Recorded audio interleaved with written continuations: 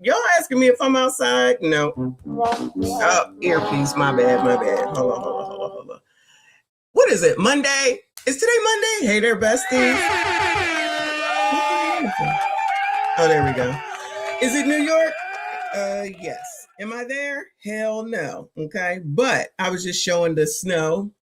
They look like that. If New York is getting out, right? If New York is able to get out, then everybody else should be good, right?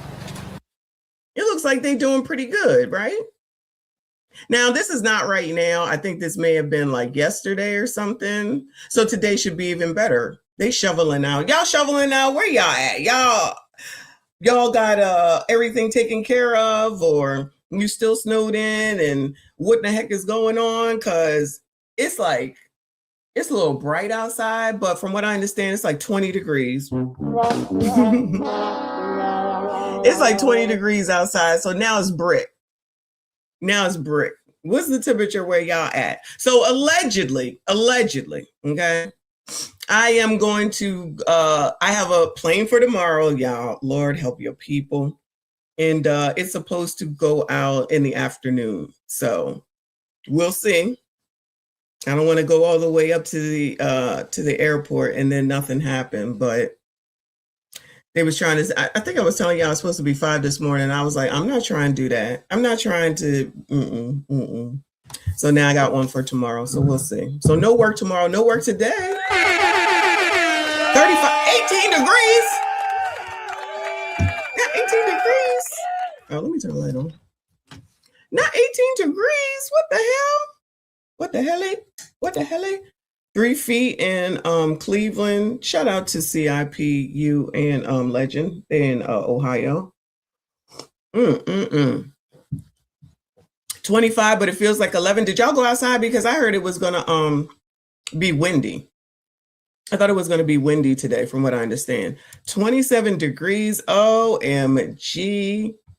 Well, at least it's no, freezing is 32. So ain't nothing melting. So in other words, ain't nothing melting. Anyway, so child, we back up in this piece. Shout out to y'all. Hit the like button for me. Hit the like button, subscribe if you are new. Everything is open. If you got a view that you don't like, then go back to the channel and switch over to the other live stream. Yeah, this is absolutely New York. Yeah, it still look bad, but this was from yesterday. The sun is shining. Everybody is back to work. Who's back to work? They keep sending these messages saying, oh, you don't have to come into the office, child. I'm coming in. Even if I was working, I wasn't coming in. I was working from home. Y'all can get out my face. Don't you love how they want you to do and concede to what they want you to do, but when you need something, it's a struggle and it's a no. I'm not coming in there. I'm not getting out on the roads. You know what? I got to see if there's still a state of emergency. Did y'all have state of emergencies? It was that too. Reaper, when are you not headed to work? Shout out to you. It's 6 degrees. Oh, no. Oh, no. 6 degrees, y'all. That is crazy. That's crazy. You're at work? Oh, my God. Well, hopefully you in California. Is California the only place where they're not suffering from this? Anybody know? I feel like it was like Midwest all the way over to the East Coast. Florida don't get snow, does it? Florida don't get snow, does it? Bueller. I don't know. Anybody in Florida? Oh, no. Good luck to y'all. Good luck to y'all. I don't even understand. Florida is good. Florida is good. Okay. All right. At least Florida is good for that reason anyway. Freezing. I'm sure if I'm freezing here, I know y'all freezing. Oh, Vegas in the house. Shout out to CGA. I have not seen CGA in a while. I gotta check him out. One of my friends was just talking to him, and he was saying how his electric bill is like $500. Yeah. Child, I'm gonna have to move if the electric bill ever came in at $500. That's crazy. Even in this weather, $500. That's ridiculous. All right, bragger. 70s in Florida. Shout out to Florida. I can't wait to come back to get on a boat. I have nothing scheduled. Nothing scheduled cruise wise anyway. Anyway. So we're on part 3 of Everybody Hates Anton, because you know what Anton said. I haven't heard back from Rev. Hopefully I hear back from him today, because there's so many people that are leaving comments in various different places like, oh, that's so funny when you say that. Then talking about, oh, I'm gonna steal it. Oh, you just gonna steal what I do? Child, that's what y'all do. Not y'all, you know what I'm saying. Because people is just lazy. But whatever. It is what it is. What are you going to do, right? So we're waiting on that. But yeah, so there's a lot of stuff that I didn't get to yesterday because obviously Anton came here. Shout out to Anton. He's actually live right now. Thank him for coming over and being, you know, man enough to just come and talk to anybody. All the people that got something to say, you just hating because he ain't going to come to you. You're just hateful people, males, that's just mad that you can't get an exclusive, so you just haunt his live streams so that you could then talk about him later. And then talk about somebody else talking about how much they on Anton's D. We're going to put it like that. You didn't know Anton's D. Oh, am I on Anton's D? Am I on Anton's D? It seems like you're on Anton's D, actually.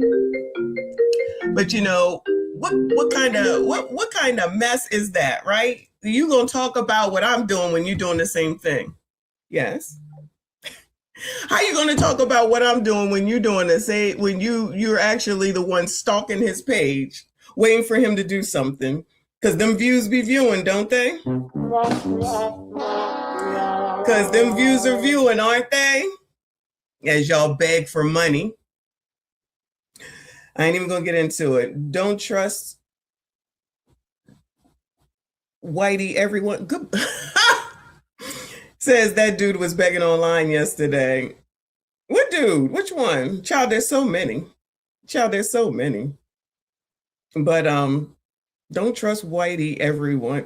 I cannot. You're so crazy. Y'all be coming up with these names. I can't even keep up. But shout out to y'all. Shout out to everybody that is here. Hit the like button for me. Subscribe if you're new. So I just wanted to show what's going on. I mean, how can we not talk about the snowstorm? Is this Snowmageddon 2026? This is just a part of this crazy ass January 2026, y'all. This is part of that January 2026. Which bet? Oh, the one about the amount that everybody was going to spend. I don't think final numbers have come out yet. We're waiting for final numbers to come out. And I'll be taking my rewards as soon as it does. But anyway, let me show y'all some foolishness before we get into some foolishness and then some foolishness. If y'all don't, oh my God, no, leave me alone. Was there a bet on that? No, I didn't fold the clothes. I was tired AF last night. I went to bed.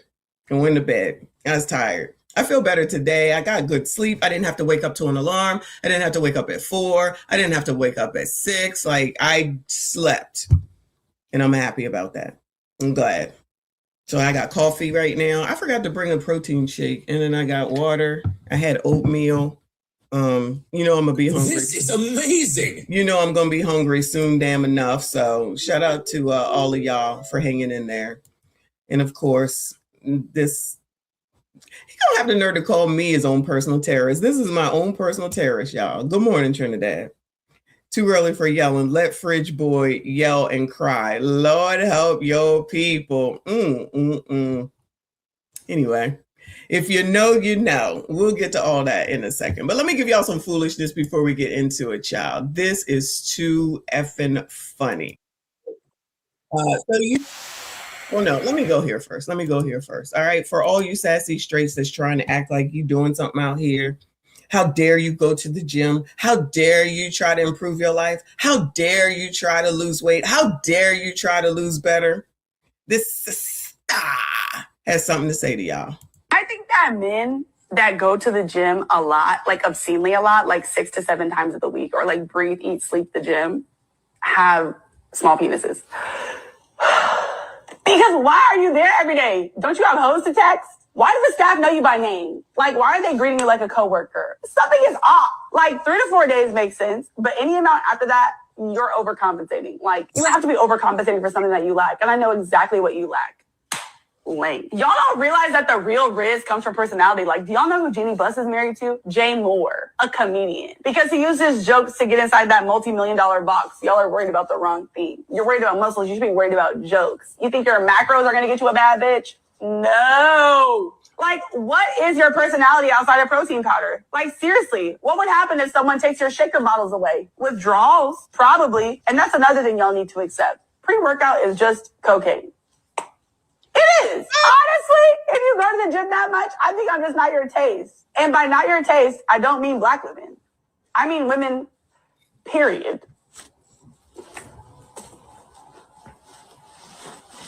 It's 2026. We cutting out this bird brain behavior. Out of all activities men can participate in, why is the gym the low frequency activity? Why is the gym small D behavior? But dudes who smoke hookah every weekend, who drink alcohol every weekend, rob, steal, have 10 baby mamas, lie and cheat, that's not low frequency activity, but the gym is. How are you calling pre-workout cocaine, but you're not demonizing the dudes who actually sniff cocaine? You say nothing about the dudes out here smoking hookah like hookah honeys, nothing to the dudes addicted to fried chicken, pizza and french fries. And we got dudes addicted to lean and Hennessy, but we say nothing to them. And of course, men can't self-improve nowadays, or that means we don't like women. Not sure what fit man broke your heart, but I'm glad he broke your heart. And I hope you don't get another fit man. You deserve all auntie-built men that's not serious about their health. You know I'm going to tell the truth, and you know I got to go. Not auntie-built men. I think... no. Shout out to auntie-built men. We need to keep that, y'all. Auntie-built men. Shout out to that dude. But child, she sound crazy, as always. Imagine coming up here saying, oh, well, you must have a small D because you go to the gym. And pre-workout is a DRUG. I use pre-workout. I don't think that, I feel like I'm on, and I don't know, like some DRUG. Child, these people just be saying any daggone thing. Like I think Grape T said, take the internet away. I wish we could take damn internet away from certain people. Just be out here saying any old thing. And the fact that this will be somebody that'll be like, men don't approach me and men don't want to talk to me. Well, child, maybe you need to go to the gym because that's where they at. I can attest. Well, the gym that I go to is for women. But when I go to the Y, it's always a bunch of men in there lifting weights and doing all this mess and drinking their pre-workout, using their shakers, all that shit. That's where they at, especially right now. That's definitely where they at. That's definitely where a lot of women are too. So, child, whoever listening to these people, good luck to them, okay? Thank you, Trin. He said, slap, bullshit. After Freak Pod, you probably took advantage of Mr. Messy, poor fuck. Are we going to put Freak Pod on a regular schedule or what? Because I feel like we had a good audience last night and had a good time. If y'all were there, hopefully y'all were there. Freak Pod over on FDNHT. What was it? 4.5 hours, almost 5 hours. Shout out to RBM for pulling up. That was a good stuff. You did a good job, finally. Shout out to you. Shout out to Ms. AB. I appreciate you, boo. She said the great dig out. Snowstorm. Hi, everyone. That's where we at now, because I think the snow is over, if I'm not mistaken. So basically, is the big dig out. So good luck to y'all that got to dig out the snow, gentlemen. But then again, with the LTMs that we've been seeing, they probably making their girlfriends and wives do it. While they sitting up here on the internet talking about, I need a cash cap, or I need more supporters before I drop the link. Shout out to me and my messiness. She just being messy, and I am, but I ain't lying. I ain't lying. So they out there wilding in Minneapolis and other states, but absolutely in Minneapolis, I'm pretty sure this is where this is, child. Liberal white women. Hello, liberal white women. Y'all gonna continue to be liberally white and looking crazy every day.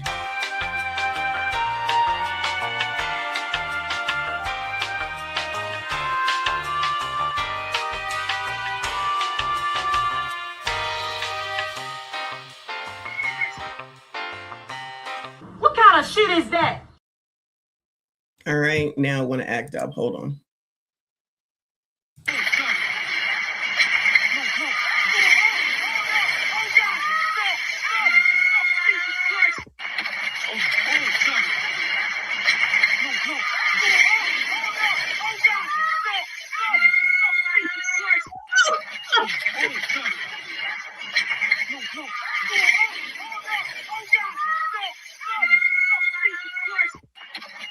Oh, remember back in the day during slavery, well, not slavery, but Jim Crow and redlining and all that stuff that everybody want to talk about. You know, the black people was getting water hosed and shit, child. Is this what y'all want? Is this what y'all looking for? Keep on, child. Keep on. You out here, like, and then there's supposed to be all this sympathy for these dummies. It's supposed to be all these sympathies for these dummies. Y'all out here as fucking women trying to not only just fight men, but you're trying to fight a man that's a law enforcement or federal enforcement, whichever enforcement person, for people that wouldn't lift a pinky for your ass. Not one pinky for nothing about you. So you ready to lose your livelihood, get hurt, go to jail for what? I'm a support of it. I'm in support of it. I'm in support of it. I love it. Do your thing, liberal white women. Do your thing and take them LTMs with you. There's a couple up here on Instagram. I'm sorry, on YouTube. Child, come recruit them, child. Come and recruit them because you need some more people. All right? So shout out to liberal white women. Moving on, child. Moving on. Speaking of Minnesota, this is peaceful protesting.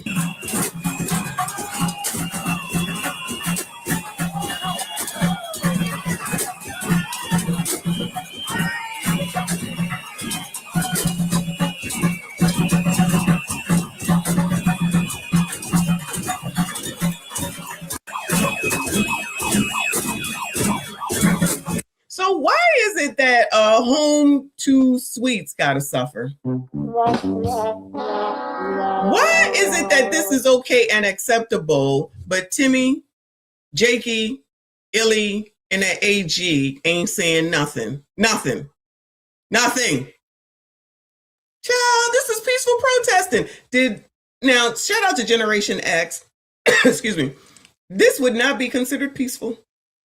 This is not what the word peaceful means when we grew up. This is not what it meant. Now, y'all like to change shit in 2026. So I guess this is peaceful to y'all. Vandalism is peaceful. They got girl. My bad, you right. Just like when they were stealing stuff before, after the pandemic was over and people was out there wilding. They was like, oh, they got insurance. Now you live in a food desert. Congratulations, you played yourself. So this narrative, this is amazing. This narrative that be out here about, you know, what they're doing and what people are doing to them, blah, blah, blah, blah. This is what's going on. And we've seen them back the police down, trying to attack them, the whistles, the vandalism of the hotel, that now neighborhood that looks like a freaking war zone because they made it that way. All these protest stores. Ignore all that, child. Ignore all that. Because even though that's going on in Minnesota and people can conveniently forget that you have your own damn governor, your own damn mayor, your own damn senators, and your own damn people that's supposed to be caring for your state, it's always Donald Trump's fault. Because Trump bad. Trump bad. Again! Because Trump bad. Trump bad.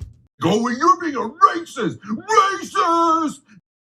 Because, of course, that's the answer to everything. No responsibility where the initial responsibility lies, right? Just go ahead and keep focusing on that person and ignoring the people that's actually encouraging you subliminally. Because I pointed it out. Y'all fall for that narrative. You get yourselves in trouble. You get yourselves in jail. You get yourselves hurt. You get yourselves sprayed by hoses.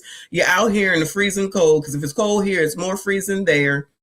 Shout out to Minnesota. This is a place where people want to come and retire. That's what Timmy said. All right.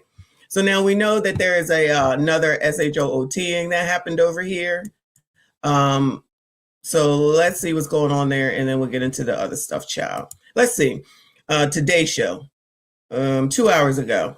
It says videos appear to refute federal account of Alex Preddy shooting. Like, I'm not really well versed in what's going on here, except for somebody died or got deleted, got red rummed. I don't know which one it is, but we're about to find out. You know, StreamYard is StreamYard. And so let's hear it, chat. Outrage in Minneapolis after the killing of Alex Preddy, a 37-year-old ICU nurse shot Saturday morning by a federal Border Patrol agent. Last night, protesters trying to get into a hotel in Minneapolis where... Oh, more peacefulness, child. More peacefulness. Shout out to peace. Wait a minute. If y'all sassy straights want, if y'all sassy straights be saying that y'all want peace, this the peace that y'all, is this the definition of peace that y'all looking for? Border Patrol agent. Last night, protesters trying to get into a hotel in Minneapolis where they believed federal agents were staying. Authorities breaking up the crowd. Yesterday, Governor Tim Walz activating the state's National Guard and demanding federal agents leave. Oh, look, our favorite interpreter is back. Shout out to her. Hotel in Minneapolis where they believed federal agents were staying. Authorities breaking up the crowd. Yesterday, Governor Tim Walz activating the state's National Guard and demanding federal agents leave. That Donald Trump needs to pull these 3,000 untrained agents out of Minnesota before they kill another person. But President Trump blaming Democrats for the unrest, writing in a lengthy post, 2 American citizens have lost their lives as a result of this Democrat-ensued chaos, referring to both Preddy and Renee Good, who was fatally shot earlier this month. Some Trump officials facing scrutiny for accusing Preddy of approaching agents with a handgun. The officers attempted to disarm this individual, but the armed suspect reacted violently. But at least 4 different videos of the encounter, analyzed by NBC News, appear to show Preddy with a phone in his hand in the moments before his death, attempting to come to the aid of a woman pushed to the ground by federal agents. An agent pepper sprays him before Preddy is brought to the ground. Some of the video shows an agent appearing to reach into the skirmish and remove a gun that looked like Preddy's. Then, Preddy is shot. Preddy is a U.S. citizen with no criminal record and was licensed to carry a concealed weapon, according to local officials. Preddy's family saying in a statement, "The sickening lies told about our son by the administration are reprehensible and disgusting. Alex is clearly not holding a gun when attacked by Trump's murdering and cowardly ICE thugs." Overnight, President Trump telling the Wall Street Journal his administration is reviewing everything about the shooting. When pressed, Trump did not directly answer whether the agent who shot Preddy had done the right thing. Here in Minneapolis, Preddy remembered, shown here as an ICU nurse reading a final salute. We remember that freedom is not free. And a memorial growing for Preddy on the street. What do you see when you watch those videos? So this is the first time that I'm seeing this, right? But if we recall for the regulars, before we got into this Anton, Corey stuff, when we was regularly watching this, I said, they want something else to happen. Did I not say that? I said they want something else to happen, and these idiots are playing right into their hands. They don't give a damn about none of these citizens. Or what they care about is the narrative and what the hell it is that they can get out of it. Now, some of y'all said it's not because they are trying to hide the fraud, but I think they try and get away from that fraud. Anybody seen anybody talking about that fraud lately? Bueller. Has anybody heard anyone talking or speaking about that fraud lately? Bueller. It's bad. Now it's popping up in other states, and they're talking about it in other states. But I'm telling you, I said that this was going to happen. I said this is not rocket science. These people are trying to keep their eyes off of what the hell it is that they're doing, whatever it is. And it's not just Donald Trump's fault. It is Illy, Jakey, Timmy, the AG child, and at this point, that damn hand interpreter child, because she be wilding. But if you are allowing these people to be out here and to act this way and to destroy your state and this city, this town, whatever it is, because I don't know if it's the whole state, wild the fuck out, destroy the hotels, make noise all day and half the damn night, destroy a whole neighborhood with their barrage of bullshit to make it look like, I don't even know what the hell, trash. Keep kids out of school. Just let the whole damn town, I'll just say town because I'm not really sure. Just let this whole damn town go to shit because you want to prove what? Oh, that it's Trump's fault. Just say that it's Trump's fault, okay? Because that's what they're basically saying. You have the right to peacefully protest. Ain't none of this peaceful. Ain't none of this peaceful. driving in front of these ICE people, running in front of these ICE people, pushing on them, cursing them out in their face, all that shit. Then none of y'all would allow anybody to do it to you. Say I'm lying. Then none of y'all would allow anyone do this to you personally in your face. So y'all think that makes sense? Y'all think if you're at your job that somebody came running up in your face every 5 minutes, screaming and blowing horns in your ear and all that stuff, they should take it. They can handle it. You don't know. Cool. They can handle it. They wanted, and those people out there doing that wanted something to happen. I'm not saying that they wanted red rum, or whatever you want to call it. I'm saying the officials wanted something to happen. I'm not saying red rum. They definitely wanted something to happen so that they could just say, see what Donald Trump did, see what Donald Trump did, see what Donald Trump. Let's make sure that you keep your eye on the fact, because honestly, at this point, they're all responsible. The administration and these MFers in this state. But everybody seems to want to absolve them. This is their responsibility. This is their state. Get your people under control. Nobody want to do that? So nobody wants to get their people under control. Just let them do whatever the hell it is they want in the name of alleged peaceful protesting. What about this is peaceful? You wouldn't let nobody come to your damn neighborhood and act like this, I would hope. You wouldn't want to stay there, I would assume. Maybe you do, child, because some of y'all are crazy, right? It's all their faults now. It's all their faults now. So if they're just going to let people wild out on both sides, then I just say for y'all, stay the fuck out of it. Because these MFers don't care about none of us. I stand on that. None of these officials give a damn about none of us. All they care about themselves, their political agenda, and what the hell it is that they can get in order to further their, whatever their agenda is in their pockets. I don't care. None of this makes any sense to allow these people to continue to act like this. None of it. So now this man is on up out of here, but y'all look like he was willing to be out there. You want to get up there and be Captain Save whatever. Good luck to y'all. An execution, an absolute execution. And this morning, a federal judge has issued an order that blocks the Trump administration from altering or destroying any evidence relating to this shooting after local officials sued. In the meantime, in Washington, some Senate Democrats saying that they will vote to not fund the Department of Homeland Security, threatening a potential shutdown there as early as this Friday. And in an interview with the Wall Street Journal, President Trump expressing a potential willingness to withdraw federal authorities here, Savannah, saying that they have been here a while and have done a phenomenal job and will leave at some point, but not making a timeline clear as to when that will take place. Savannah. Morgan Chesky, thank you. We want to turn now to Tom Winter, NBC's national law enforcement and intelligence correspondent. Tom, we have all these different angles on the video now, and to watch those as we're going to do here together, you also want to keep in mind what Kristi Noem, the Department of Homeland Security Secretary, said Saturday, 5:30, as we look at this video. An individual, Alex Preddy, approached U.S. Border Patrol officers with a 9mm semi-automatic handgun.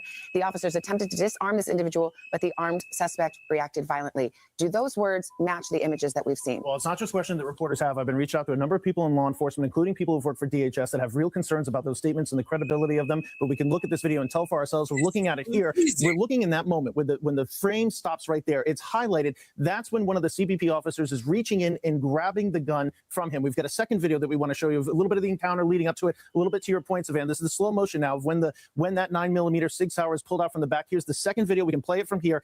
This is a freeze frame of the moment where they come up to him. We'll get to that in just a second. You see Preddy right there. And now he's holding in his hand a phone. His left hand is clear. And so there's no weapon that's displayed at that point. And so the question is, how did this incident escalate to this point where it ended up in shots being fired? From an investigative standpoint, they'll focus on the intent. And this always comes down to this from just purely from a legal standpoint. The person who fired the shots, the CBP officer who fired the shots, what was in their head? Did they believe that there was a credible threat to their life? But the gun had already been removed before we hear the shots fired on that tape. Second deadly shooting by federal agents in less than a month there in Minneapolis. Tom, what happens next in this city? What do we know about that and where the investigation goes from here? Well, you're seeing calls from IACP, which is a group of police executives asking for the White House to intervene and intervene now. They want a de-escalation. They want to start to get people at the table. They want local law enforcement and federal law enforcement at the table. Things need to be de-escalated between them before they can be de-escalated on the streets. And it's against city ordinance in Minneapolis for the police to go out there and set up a perimeter and push protesters back. And CBP and ICE are not really trained to be in these protest situations. It's very difficult, and as Morgan pointed out, an unusual investigation that the FBI is not going to be leading it. Well, Congratulations to all the officials in freaking Minnesota. Child, rest in peace to another one. Keep playing stupid ass games. You win stupid ass prizes. That's it. That's all. These MFers don't give a damn. All they care about is their agenda. I don't care what y'all say. They wanted this shit to happen. I already said that like 2 weeks ago. They are waiting for something to happen. And at this point, still, no one is saying stand down. On either side, no one is saying stand down. None of them. They don't give a damn. Child, your Trump derangement syndrome can be shoved all the way up my ass. This has to do with politicians as a whole on both fucking sides. I don't understand why you can't see that. They don't give a shit. And they don't give a shit about none of them two people. They just want to push their fucking agenda, child. Thank you, RBN. You're awesome. He said, I thought only blacks riot. Yeah, that's true. They want to get involved, though. You see, what's her name got arrested? That dumb biatch. Thank you, Boo. He said, from fraud scandals to ICE protests. Ha ha, nice. Yeah, they making a whole transition. I wonder where they're going to go to next. I wonder where they go. Oh, the National Guard is coming out. So I'm sure that that's going to make it even better. Makes sense to me, child. Makes sense to me. Stay out there, y'all. Stay out there. We're going to now bring more people with weapons out here. But stay out there. Keep doing your thing. How much sense does that make? Chris? Thank you, Boo. He said, my brother and I have said the media and the Dems want a race war and keep dividing the country for political power. It's all a payoff for stupid people. You can get no race war out of me because honestly, like I said, I don't know why black people are involved with this shit. They have no need or reason to be involved, child. Near none. Near none. But find a way to involve themselves, child. Y'all got that. Keep it right on there in Minnesota. I never even thought about Minnesota as a whole. Now all we talking about is Minnesota. Yo, now all we talk about is Minnesota. You know what I mean? Like on the news and everything. But it's all Donald Trump's fault, of course. Just put a blame somewhere just to make yourselves feel better. Papa Naya Shelley, thank you, Boo. Thank you for being a member for 3 months. I see you. I appreciate you. Shout out to all the channel members. Thank y'all so much for being here. Everybody, please make sure you hit the like button for me. Subscribe if you are new. He said they ain't showing the dude reaching for his holster area when he got pewed. I think Border Patrol is doing a pretty good job. Laugh out loud. I'm not really sure. I got to be honest. I haven't been paying attention to it, but I will try to keep up with it and what's going on in some of these other states as well. Because this is amazing. As these people continue, they're the example now. Okay, from what I can tell. So Minneapolis is the example. So now people are starting to do the same thing in other states because, child, if they can do it, then we can do it too. That's basically what it is. So now they're starting to get ramped up. So now these other states are starting to get ramped up, following what other people are doing, which is crazy. Child, I don't have time. I don't have time. Good morning, Kofa. Thank you so. Wait. Yeah. Sorry, I can't see. Thank you, Kofa. He said with Venezuela and this, y'all get ready for another shutdown. Thank you for reminding me about that. I haven't seen that on the news. And again, I'm, focused on the Anton Corey stuff, but there is a potential another government shutdown, which we said back in November, pause.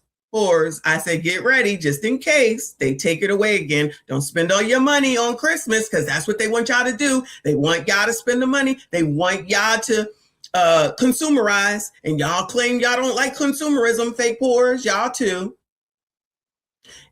And we're waiting to see if we broke the $1 trillion spend for the holiday season this year. We're still waiting for those numbers, right? I said, don't do it. They only let this strike end because they wanted y'all to get out here and shop. They wanted y'all to go and do everything for Thanksgiving and then do it for Christmas and then lull you into everything is okay. But pay attention. They're going to go look at this again at the end of January when all them bills is coming due from what you will do in December. Did I not say that? Now, the biggest thing on this damn bill is to fund ICE. So what y'all think is about to happen? They are, in that bill is more funding for ICE. So what y'all think they about to do? And that means that y'all poors, fake poors, them benefits is going to be gone again. Them benefits is gonna be gone again. Now what you gonna do? Did you listen to me? Did you hear what I was saying? Oh yeah, I'm a white supremacist talking white supremacist talking points, and I don't know near nothing. Cool. And because Anton said, and you know daggone well, you can't listen to Anton, right? Okay. We'll see what happens. Hopefully I will be in Arizona, but I'll be right back here to talk about it once it happens. Now listen, I'm not trying to say that I want anything to happen.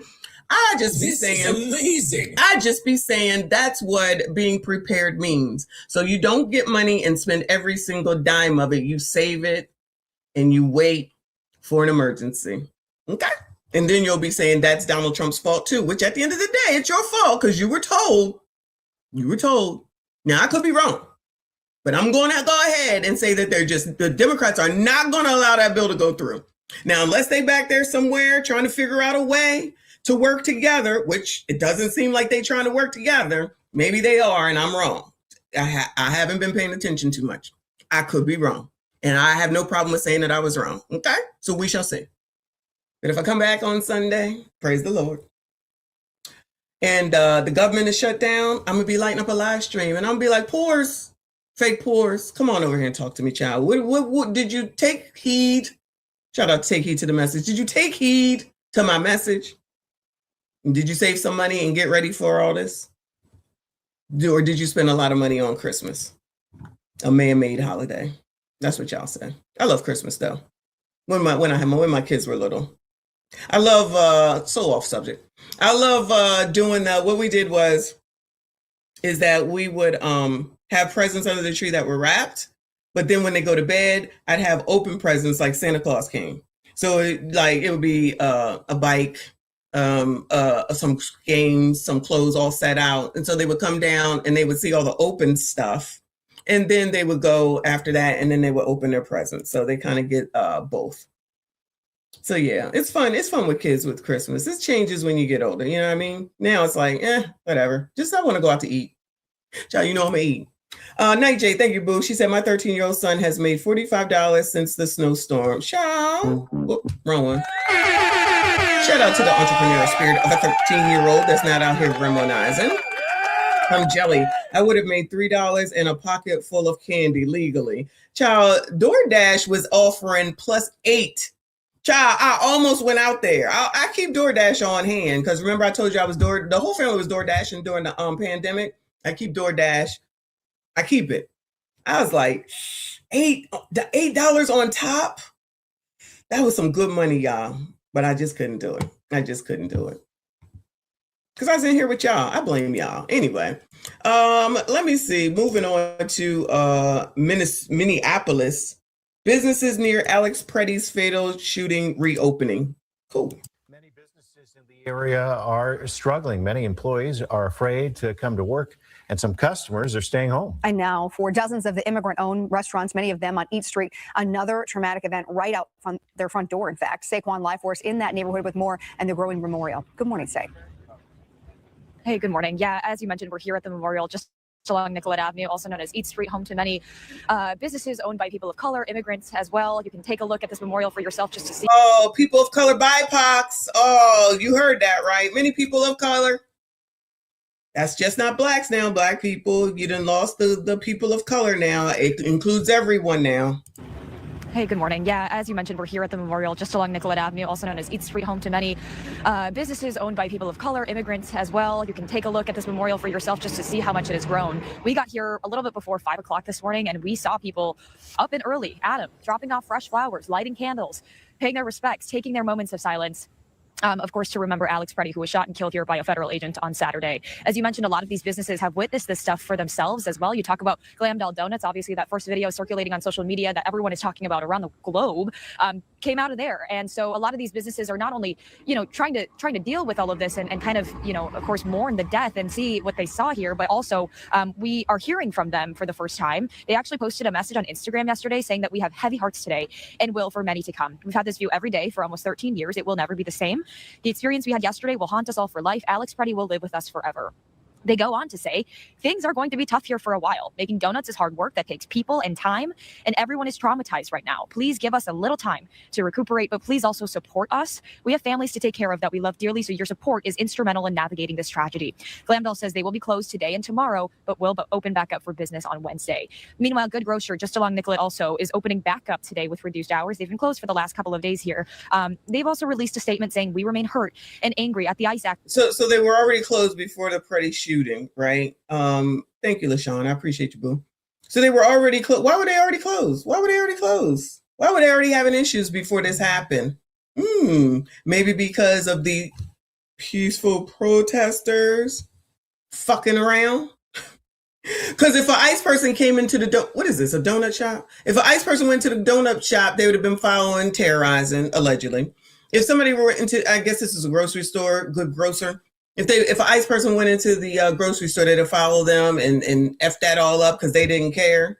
Effing up your own town and city. Child, when the black people do it, they come right in and they stop that shit, don't they? But child, they didn't let this go on forever. 3 weeks? Wait, how long has this been going on? The whole month of January? Child, let them go. If it was black people, it would not be going on this long. Say I'm lying. Say I'm lying. Actions that have traumatized our community, yet our love of Minneapolis will never waver. Our nonprofit store was built for the community, for our neighbors, and we will endeavor to stay strong. Meanwhile, 60 CEOs from Minnesota-based companies, along with many of our state's professional sports teams, are teaming up, and they've actually also signed onto an open letter urging immediate de-escalation of tensions. The letter does emphasize the need for our state, local, and federal officials to find real solutions. As I've been chatting with members of our very own community, that is exactly the language that we have been hearing from them. You've heard from them as well, watching from home. People have made it very clear in the city that they want ICE out of our state. Once again, here at the memorial, just to highlight some things that you may not be hearing about right now, there are volunteers who are literally giving up their time, staying out here overnight to make sure that this memorial is not being touched. You can actually see some of these volunteers here to my right, your left. They're bundled up. They've been here for hours, you guys, just to make sure that this memorial is kept safe and a place where people can come out and really pay their respects. We'll be out here all morning long. We'll check back in with you soon. Yeah. Okay. Well, there you go. Shout out to making the donuts. Moving on to ABC News. Trump reacts to Pretty killing. Growing calls for investigation into Minnesota shooting. As they should. This morning, a growing number of Republicans are joining Democrats, calling for a full investigation into the killing of Alex Pretty by Border Patrol agents in Minneapolis. Oh, do they finally want to work together? Hold on. Let me make sure I heard that right. This morning, a growing number of Republicans are joining Democrats, calling for a full investigation into the killing of Alex Pretty by Border Patrol agents in Minneapolis. What we're seeing on TV, it's causing deep concerns over federal tactics and accountability. Senator Bill What is going on with his hair? What is going on with your hair? Democrats calling for a full investigation into the killing of Alex Pretty by Border Patrol agents in Minneapolis. What we're seeing on TV, it's causing deep concerns over federal. I'm sorry. I'm trying to focus, y'all. I'm trying to focus. What is this? What is going on with his hair? Is it the background? Oh shit! My bad. Get serious, y'all. Tactics and accountability. Senator Bill Cassidy calling the situation disturbing, writing the credibility of ICE and DHS are at stake. Senator Lisa Murkowski adding, ICE agents do not have carte blanche in carrying out their duties. Others taking issue with how quickly the Trump administration made an assessment, labeling Pretty a domestic terrorist without providing any evidence. That's what they do. That's what they did the last time. Real quick. Y'all don't even know nothing. You're not even there. Oh, it's a domestic terrorist. How the hell are you going to say that shit? How? It's been 2 seconds. Child, whatever. This is what I'm saying. It's both of them. They don't give a damn. They don't give a damn. They've been waiting for this. Child, whatever. John Mitnick, who served in President Trump's first term and helped establish the Department of Homeland Security, criticizing the agency, saying, I'm enraged and embarrassed by DHS's lawlessness, fascism, and cruelty. But top Trump officials continue to double down. FBI Director Kash Patel suggested it is illegal to bring a gun to a protest. You cannot bring a firearm loaded with multiple magazines to any sort of protest that you want. It's that simple. Is that his real voice? Hold on. Is that his real voice? So now, if he's an not illegal, if he's illegal concealed carry, wait a minute. Didn't Kyle Rittenhouse, it's Kyle Rittenhouse, right? Came down there to protect with his weapon and he got off. What was that for? I feel like that was a BLM protest or something, right? John, there's too much going on. I can't. If the man is concealed carry But now the rules of protest is that you can't bring your weapon. Is that what we're saying? I don't know. I'm asking. Where's Uncle Rick? Uncle Rick, we need you. We need some information on Minadam soda. Anybody know? I don't feel like looking it up because I really don't care. Raged and embarrassed by DHS's lawlessness, fascism, and cruelty. But top Trump officials continue to double down. FBI Director Kash Patel suggested it is illegal to bring a gun to a protest. You cannot bring. Child, hold on, child. Let me look this up. I can't. ChatGPT. Is it illegal to bring a weapon to a protest?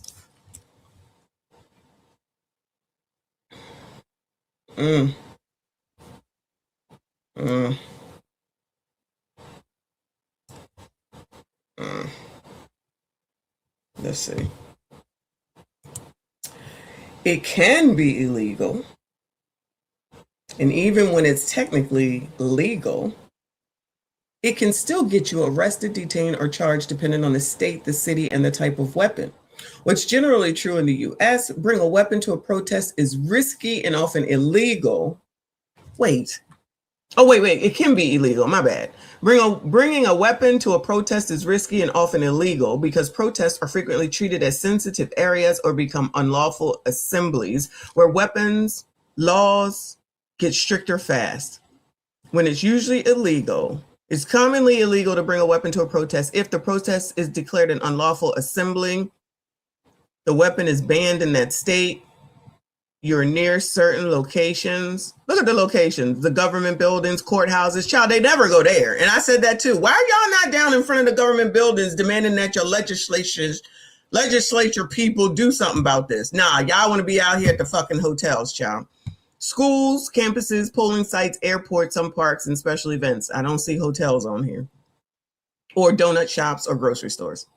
You're masked and armed. Some states treat armed while masked as a separate crime. You cross state lines with it. Crossing state lines can trigger different laws and federal issues can come into play. Even if it's legal, you can still get jammed up. Even in open carry states, you still can be arrested for disorderly conduct. Well, there you go. Menacing, brandishing, inciting panic, obstruction, failure to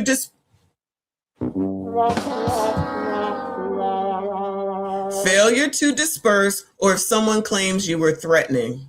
Well, you know that's what they're going to say, right? And if anything pops off, being armed makes you the first person police focus on. So the safest answer, if your goal is to protest peacefully and avoid charges, do not bring any weapons. Don't get mad at me. This is what ChatGPT is saying. If you tell me what state and city the protest is in and what you mean by child, I don't even care. I'll talk to you later. All right. Back over here to this. Who is this? Kash Patel and his crazy sounding voice. Bring a firearm loaded with multiple magazines to any sort of protest that you want. It's that simple. Overnight, President Trump telling the Wall Street Journal he doesn't like any shooting, adding, quote, "But I don't like it when somebody goes into a protest and he's got a very powerful, fully loaded gun with 2 magazines loaded up with bullets also. That doesn't play good either." It's a stark contrast to what many Republicans, including the president, had to say about Kyle Rittenhouse, seen here carrying an assault-style rifle through Kenosha, Wisconsin in 2020, before opening fire, killing 2 men. He was acquitted on the charges. President Trump called him a very nice young man. Minnesota officials say Preddy was a lawful gun owner with a permit to carry, a right protected under the Second Amendment. Republican Congressman Thomas Massey posting, "Carrying a firearm is not a death sentence. It's a constitutionally protected God-given right." The NRA even speaking out, posting, "Responsible public voices should be awaiting a full investigation, not making generalizations and demonizing law-abiding citizens." The president's predecessors calling for it all to stop. Former President Barack Obama said the shooting should be a wake-up call to every American. And former President Bill Clinton stating, "At every turn, the people in charge have lied to us, told us not to believe what we've seen with our own eyes." And over on Capitol Hill, there's just like the audacity of these people to come out and say, like, we didn't know what Bill would say, but what Barack would say. Child, where is young George? Where's George Bush? He's somewhere eating fucking oatmeal Fruit Loops, talking about, child, fuck them. I'm over here trying to hang out in the heat away from the snow. Senate Democrats are now trying to take a stand, saying they will oppose a Department of Homeland Security funding bill that could lead to a partial government shutdown by the end of the week, which means TSA agents and FEMA response would be impacted. Hold on. Shout out to this lady. Come on. Back it on up. What'd you say, child? What'd you say? Lied to us, told us not to believe what we've seen with our own eyes. Hey, Billy. And over on Capitol Hill, Senate Democrats are now trying to take a stand, saying they will oppose a Department of Homeland Security funding bill that could lead to a partial government shutdown by. Oh, no. What? To believe what we've seen with our own eyes. And over on Capitol Hill, Senate Democrats are now trying to take a stand, saying they will oppose a Department of Homeland Security funding bill that could lead to a partial government shutdown by the end of the week, which means TSA agents and FEMA response would be impacted. But regardless, it will do nothing to stop the $75 billion that Republicans have already passed and allocated toward funding ICE. Oh, well, there you go. There you go. Woo, Lord, there's a lot going on, yeah. There's a lot going on. Anyway. So that's what's going on as far as I can tell right now with this Alex Preddy situation. Rest in peace to that man, child. But listen, you need to blame everybody. It's not just Donald Trump. He needs to be blamed. The administration needs to be blamed. But damn it, so do these daggone politicians in freaking Minneapolis, Minnesota, whatever it is, child. Maybe it's O'Shea Day, child, because I'm about to get into this Anton stuff. Thank you, Boo. He said, how you rude to ChatGPT? It ain't even, goodbye. Leave me alone. Was I being rude to ChatGPT? Whatever. I can't. Leave me alone. Did I change over? No. Let's go over to, this is one I was trying to get to yesterday, which is why I had Kwame in the, well, I actually had Kwame's video, but I think O'Shea covers it, so then I don't need to go to Kwame's video. But it says Kwame Brown finally gives Anton what he deserves. Oh, no. Here we go. You're just an immature little weasel. You're finally a guy who got some money, and you acting like new money. You ain't had 10 years worth of money, 20 years worth of money. I can tell. The beast here in Black YouTube in January is getting out of control. It was Anton. The beef here in January, the Black YouTube beef is out of control. I don't disagree. Come on, child. Daniels and Corey Holcomb. Now it's Corey Holcomb and Christina Payne, the female that he slapped. And now it's Anton Daniels and Kwame Brown. And this is interesting because Anton Daniels and Kwame. Oh, did you miss when he sent me $500 super chat, child? Go review the video from yesterday. Did you miss when he sent me $500? Child, just go ahead and go back to that video and look for it, okay? Child, y'all think that I'm going to be upset by y'all stupidity because y'all hate Anton? Hate Anton. Go ahead. I don't care. I don't give a damn. And let Anton continue to live rent-free in y'all's head while you mad every daggone morning and worried about what the hell he doing, where he at. And then they'll talk about somebody else and what they doing while y'all riding his D on a daily basis. Brown were shout out to O'Shea. Quite cordial. They were even going to do a podcast together. But Kwame Brown basically was, peeping out Anton Daniels in this whole situation, just like, the most of us. And we're just giving an honest assessment as to what is happening. But then Kwame Brown used to be on my. It's the honest to God truth. Where's Don Lemon? Oh, he must have been talking. I was like, where's Don Lemon? Hey, man, I like what you're talking about, bro. I like it.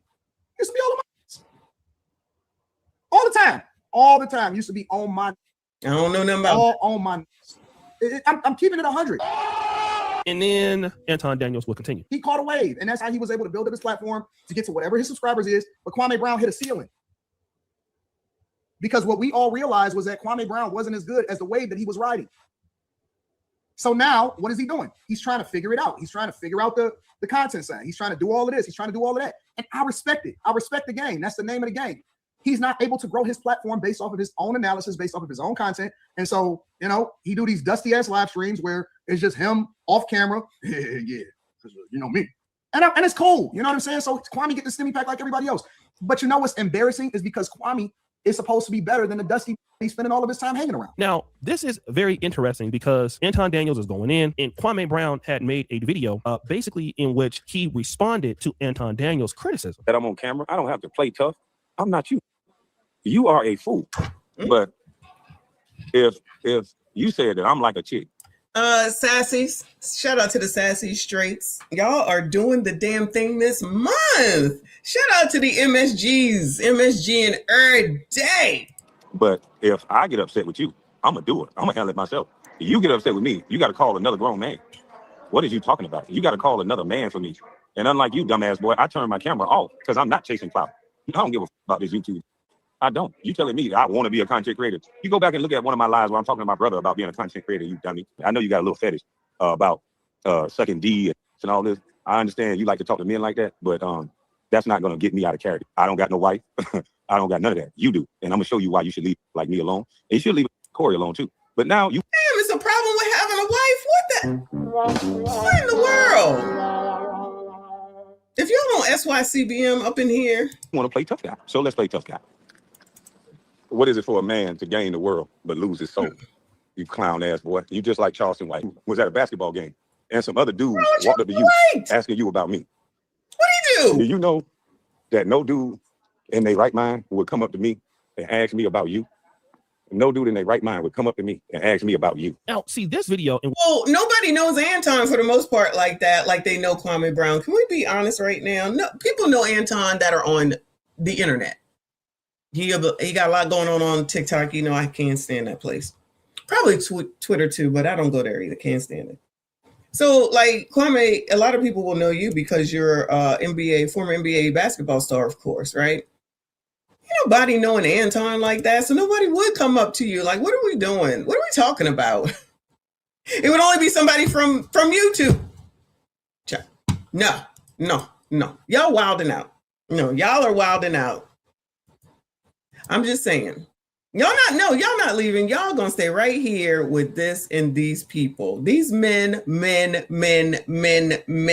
black men are wilding out all over this Corey Anton thing, but it's mostly because of Anton and what Anton said. Ciao. What you hear, Kwame Brown criticizing Anton Daniels was actually taken down from YouTube. Somebody sent me the clip, and once they sent me the clip, I was not able to download it. I believe, shout out to the brother Self Talk, he actually downloaded it before it was taken down. Kwame Brown reacts to Anton Daniels tearing his drawers. What was that about? Child, do y'all know what the hell that was about? Now, hold on.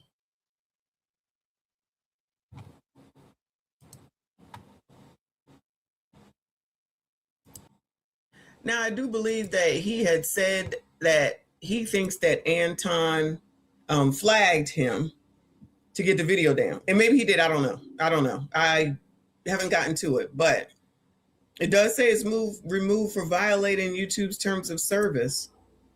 What is going on? I'm confused. I'm trying to figure it out. And the name of the video was called Kwame Brown React to Anton Daniels Tearing His Drawers. And as you can see, white people, draws usually means underwear in this case, I'm thinking. All right, just to let y'all know. Allegedly. See here on the screen, when you try to look at that video, it says this video has been removed for violating YouTube's terms and conditions. But then Kwame Brown would make another video, and this new video would be on his live stream channel called Kwame Brown is Live. I'm just here so I don't get flagged. And so listen what he has to say. You can flag me off Twitch. I don't care, because I'm going to take you to Twitch today. I'm going to take you to Twitch. I may not even take you to Patreon because you seem like the weasel that your plan is to flag people. Your plan is to use your position. You can flag my Twitch all day. I don't care. I don't. And when you invite a heterosexual male to you, I'll bring up your mama if I have to, because I haven't disrespected you like that. The only thing I said was a fair assessment. I said, you should have been microaggressing a man, and you should have used your intelligence and control the room. You didn't. You didn't use any intelligence that you claim to have, student. You said that a man was a Neanderthal. I expect better from you. I expect the non-Neanderthal to act like he's not a Neanderthal. I don't expect the non-Neanderthal to say, let's go outside. We can fight right now. Here he accuses Anton Daniels of flagging his channel. Again, I don't really think that Anton Daniels is a person that does stuff like that. I'm not sure if he did or not. I know that Kwame Brown and Anton Daniels, I mean, all of us in Black YouTube have some level of enemies and some level of beef out there. I used to really have a whole bunch of enemies and a whole bunch of beef. And I don't really that much anymore. And I can tell you why I don't. I don't live stream as much. And I have noticed this. Guys who stream live all the time. When you live, man, you just be in the groove and in the moment. And you can say anything. When you have to really pre-record stuff, you typically are talking about a subject and not necessarily an individual, and you can always like stop and go and record. And when you're live, you can't do that. So if you got a beef with somebody and it come out, or you disagree with somebody, it comes out raw in real time, and people clip you and all of that. And so I don't know how many he has right now, but he does. But then he went and said this. You're finally a guy who got some money, and you acting like new money. You ain't had 10 years worth of money, 20 years worth of money. I can tell. You acting like, because first of all, you don't chase the bag. The real people that make money, they make money in their sleep. They don't chase the bag. Warren Buffett ain't chasing no bag. Why is it that everybody else has a problem with how somebody else lives, works, makes money? You know, shout out to everybody that is here. Just calm down for a second. But Black people, FBAs, colors, chocolates, ebonies, African American, child, whatever the fuck you want to be called today, are always telling somebody else how that they should do something with regard to money. How? Why? You're on YouTube, it's a problem. You fucking go to work, it's a problem. You're out here creating something, it's a problem. You just want, child, y'all are famous for you just want money. What is wrong with y'all? What is wrong with y'all? Do you see anybody going out? I mean, the people on YouTube. Do you see people out here on these videos showing how they go into street corners? Bueller, you know what I'm saying? Do you see them out here showing and playing and teaching you how to sell stuff out on the corner? You know what I'm saying? Do you see people out here saying that they're going to do this to get a lick? I mean, you might, but you probably shouldn't here on YouTube. How to run up into the Gucci, Fucci, Poochie, and Lucci store with your truck and then pull out the damn safe. Or to just go into Lululemon, take all the clothes, and then go to wherever you go in order to sell them. Is that okay? Is that acceptable? Is that a good way to make money? Because this narrative about how somebody makes money legally is half damn crazy. And it's only you coloreds that do that. I said that, I meant that. I mean, not only, but that's all I'm concerned with. And let me not say only, but it's us that do that shit. Pocket watching to the max.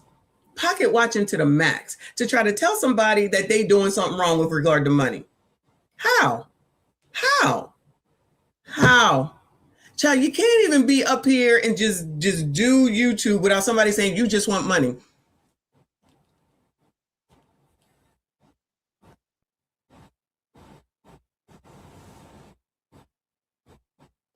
But you be the one talking about cash caps and I need some more supporters before I drop the link. It's giving jealousy. It's giving you got a problem with somebody that might have more than you. It's giving you don't know shit about finance and money. It's giving that you just mad that you can't do what somebody else does. And remember when Kevin Samuels would have, rest in peace to the Godfather, he would have consultations because he would say, book a session. Book a session. Everybody try and get over there on the live stream to get their shit answered. Book a session, right? I'm sure it was expensive. From what I understand, it was an expensive session. Why don't y'all ever go spend money to go and get information from people who have the information, Bueller? Y'all typically want the shit for free. But you'd be quick to listen to Jamal Bryant to tell you to sell stock only because you're trying to protest something. So you will follow that type of shit that don't make no sense. That's going to put you probably behind the 8 ball. But anyone that tries to tell you what you should do and what you could do, let me not say should, what you could do in order to improve your life, your financial situation for future, you poo-poo that and say, you think you own it. But Anton says... And then you have people like this coming out here talking about all you want to do is make money. That is clear. Anton is not secretive about none of that. Is he braggadocious? Absolutely. Is he annoying as fuck? Absolutely. Does he brag a lot? Abso-fucking-lutely. It don't stop y'all from following what the fuck it is he's doing on a daily basis, what he's talking about and how long he was doing it. Just so that you can say, he's not a Christian. How does that affect you in your life? How? Bueller? Anybody? Bueller? How does that change anything about you? It seems that you're getting a lot of views based off of Anton. That's you making money. The hypocrisy of it all. The hypocrisy of it all. Them views be viewing since y'all been talking about Anton and Corey, actually. Them views been viewing. Shout out to the content creators that know I always tell y'all it's views that matter at the end of the day. Child, you could have 1,000 subs. As long as you're getting people to view, that's all that matters. And that's what YouTube wants. You know that white-owned YouTube, Google? Because all the pro-blacks that say that you got to talk about white people because you black and you got to talk about white people. Child, why are you working for white people? Why are you trying to make money for white people? Oh, yeah, it's okay for you. Shout out to Obsidian. It's okay for thee. Not for me. I'm so confused. Your hypocrisy is showing. Your hypocrisy is showing. And child, so y'all, I know people do and do not like O'Shea. I ain't got a problem with O'Shea. I ain't got a problem with none of these people until they come for me. Then you can kiss my ass, right? But as far as O'Shea is concerned, so you think O'Shea making all these videos because he's just trying to inform us? So y'all think that O'Shea Duke Jackson, shout out to O'Shea because he does listen sometimes. Y'all think that O'Shea just out here, I need to keep the people informed. I want to make sure that everyone knows what's going on. It's my job.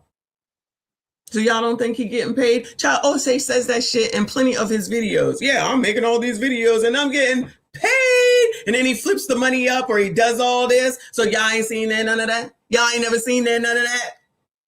But somehow, some way, it's a problem because Anton says, but not when ODJ does. It's a problem because Anton says, but not a problem for Kwame Brown. It's not a problem. It's a problem when Anton says, but not a problem when it's red. Anyway. Warren Buffett hit the damn computer and go to sleep. He making money right now. Wait a minute. So we want to reference the white man? So we want to reference the white man? Okay. Whatever. Go on. Why are you chasing money, Christian man? Chasing the bag? Why are you chasing money, Christian man? I'm so Christians. Hello, Christians. Y'all not allowed to make money, Bueller? Are y'all not allowed to make money, Bueller? Can somebody tell me? I'm gonna stay out of it. Christians, anybody that has any faith, okay? Anybody here? Y'all not allowed to make money, Bueller? I'm honestly need somebody to answer the question for me, please. Are y'all not allowed to make money? So when Lamar Whitehead, Bishop Lamar Whitehead was out here and his congregation was poor AF, and then he took their life savings and said that he was going to give some returns and didn't and said, F y'all. That's okay. That's how life should be led, right? Make sure you follow your pastor, your preacher, your whoever, and make sure that they continue to make money and come in and Gucci, Fucci, Poochie, and Lucci, live over here in $1 million mansions while you still got to go back to your shack, wherever it is that you live, and continue to give them the 10%. Or when they close the doors and tell you to give 10,000, or today I need a plane, or I want this, or I want that. So when Drewski made that video, since we want to start talking about Christians, Kwame, when Drewski made that video and all these daggone pastors, preachers, and whoever was having a fit saying, that's not true, that's not true, you messing with their grift. You're messing with their grift. Drewski was messing with their grift. I don't understand why they couldn't see it, but y'all clearly people can't see. Clearly. So then you get mad at Drewski and then all these pastors and preachers, except for Wooden, shout out to Wooden, want to sit up here and act like that shit's not true. As I juxtapose the whole damn thing of everything that he was showing in his video, I'm confused. So black people, pores, black pores, fake pores. You can continue to listen to these people that make it seem like it's wrong to make money legally. Let me always put that on as the caveat as well, legally. Keep listening to these people. Keep listening to these people. They are the problem with the community, in my opinion, now. They're not giving you the information to make you better and to bring you on a come up and to help you with this generational wealth. How can you sit here and be mad at a man that's just on YouTube? That's all he is on YouTube, talking, making money, getting subscribers. The Patreon alone could be enough for that man to live on for the rest of his life. Okay? That's not me pocket watching. I just can see and I know money. Okay? Imagine telling, especially if you love your people, that there's something wrong with you for wanting to have money. But then we'll turn around, and I'm not talking about Kwame will say this because I don't know, but people like Clown and them three girls, they will sit up here and say some shit. DL, Clown L, my fault. Sit up here and tell you that you can't get something because of white supremacy. You can't make any money because of white supremacy, because of white people. But rhetoric like this sounds good. So rhetoric like this makes sense. All you want to do is make money. Child, what is wrong with money, Bueller? Somebody tell me, Bueller. So it's okay. So poor, I'm sorry. So black people, you're supposed to be poor. You're supposed to be downtrodden. You ain't supposed to have shit, and that's how it's supposed to be. That's what I'm hearing. What are y'all hearing? Are you hearing the same thing as me, or is it just me? Because that's all that continues to be said. So it sounds to me like these people who keep carrying on about what Anton says is because this is amazing. He's making money. And why would anyone be mad about that? I need y'all to think about that. Why would someone be mad at someone who's making money legally? And Anton, if you've been in the Patreon, and even outside of it, we'll show you how much he makes monthly just off of YouTube. That don't even take into account any other ventures that he has going on off of YouTube. Seems to me like the problem is jealousy. Because the amount of money that someone is making by just, and I'm as a content creator, I'm tossing myself in there by just being on this here YouTube with your opinion and your thought on a reaction channel, or even giving you information like what we was just looking at with regard to what's going on with Mina Damn Soda. How does anyone have a problem with that? Black people, you got to be mindful of what people who allegedly care about black people be telling y'all. So if I'm trying to tell y'all in advance, not just y'all, but anybody, trying to tell y'all way back in November that this is only good until January, have a fucking plan in case the government shuts down again. I'm a white supremacist talking points. I'm an auntie ruckus. I'm trying to tell y'all about money. I'm trying to refer y'all about money because I don't know how many times we're going to see these damn videos, which I can get back to. That's fine. I can get back to them. I'm a single mom. I'm a single mom. I'm a single mom. We can start singing that song again because that shit ain't stopped. We can talk about the fact that you can't afford the food. It's too much. You're mad that the food stamps won't take it for soda and popcorn, and whatever the junk is, okay? Tacos, fritos, all that. We can go back to that. You're going to be mad about that too. What ain't you mad about? What ain't you mad about? Thank you for saying it. If I missed anybody, I'm sorry. Candia, Christians are allowed to make money. You can't tell? No shade against you, boo. I can't tell. Because all you want to do is make money while sitting there making videos to make money. What are we talking about? Thank you, Candia. I hope I'm saying that right. Earth to the Streets TV, thank you so much. Hunt saying you agree. I appreciate you. And again, y'all, you don't always have to agree, but I'm just trying to put some people's thinking caps on. When you are taking sides over this shit that don't matter at the end of the day, all this shit is another millionaire at the end of the day. And honestly, O'Shea is probably a millionaire or damn near close to it. Just because he don't talk about it, he makes a lot of money, right? I'm not pocket watching. I'm just a content creator and I see what the damn views are. He been on here a long ass time. Ain't nobody gonna keep doing this, allegedly, for the most part. Some people do YouTube just because it's a hobby for them. But people like this with these types of followings, it's not just because they ain't got shit else to do for the most part. They making money from it. And there's nothing wrong with that, or it wouldn't be here. YouTube wouldn't be here, and they wouldn't be encouraging us if they didn't want us to do shit so that they can get more advertisers. They can advertise on the videos that we make, and the ones that have a lot of views a la Anton, they're going to show more ads there, which means he does make more money. Last time I checked, making videos was legal. Let me rephrase, on YouTube. On YouTube is legal. Child, this is crazy. This is ridiculous. You're not supposed to be chasing no bag. Bag chaser. Don't even make no sense. You like revenge of the nerds. Only thing is, see, I told you, I could have been a friend, an ally. Go ask about me in Brunswick. When they were stuffing little dudes like you in lockers, I would be the one to come open up the locker. That's wrong, dog. I would befriend you little geeks because it's like, okay, it's room for everybody. And this person ain't bad. I'm a nice guy, I really am. But I got to switch. So in this, he accuses Anton Daniels of being new money. And basically, like I said, and I would say this too. I've went through this too. You know, you get some money, all of a sudden, you think that the world is your oyster. You know, you can mistreat people when you start having money. That's something that you do when you first start getting it. And obviously, a person like Anton Daniels, many can say that the last 5 years has been his most successful. And he's always been a person that wanted to be opulent, and now he has that ability, and so he has that money, and he can't really handle the fame. That's been a level of my criticism too. But the situation is like this. With Anton Daniels having the beef with Corey. He can't handle the fame. Is that what it is? So the problem with everybody having a problem with Anton is because he can't handle the fame.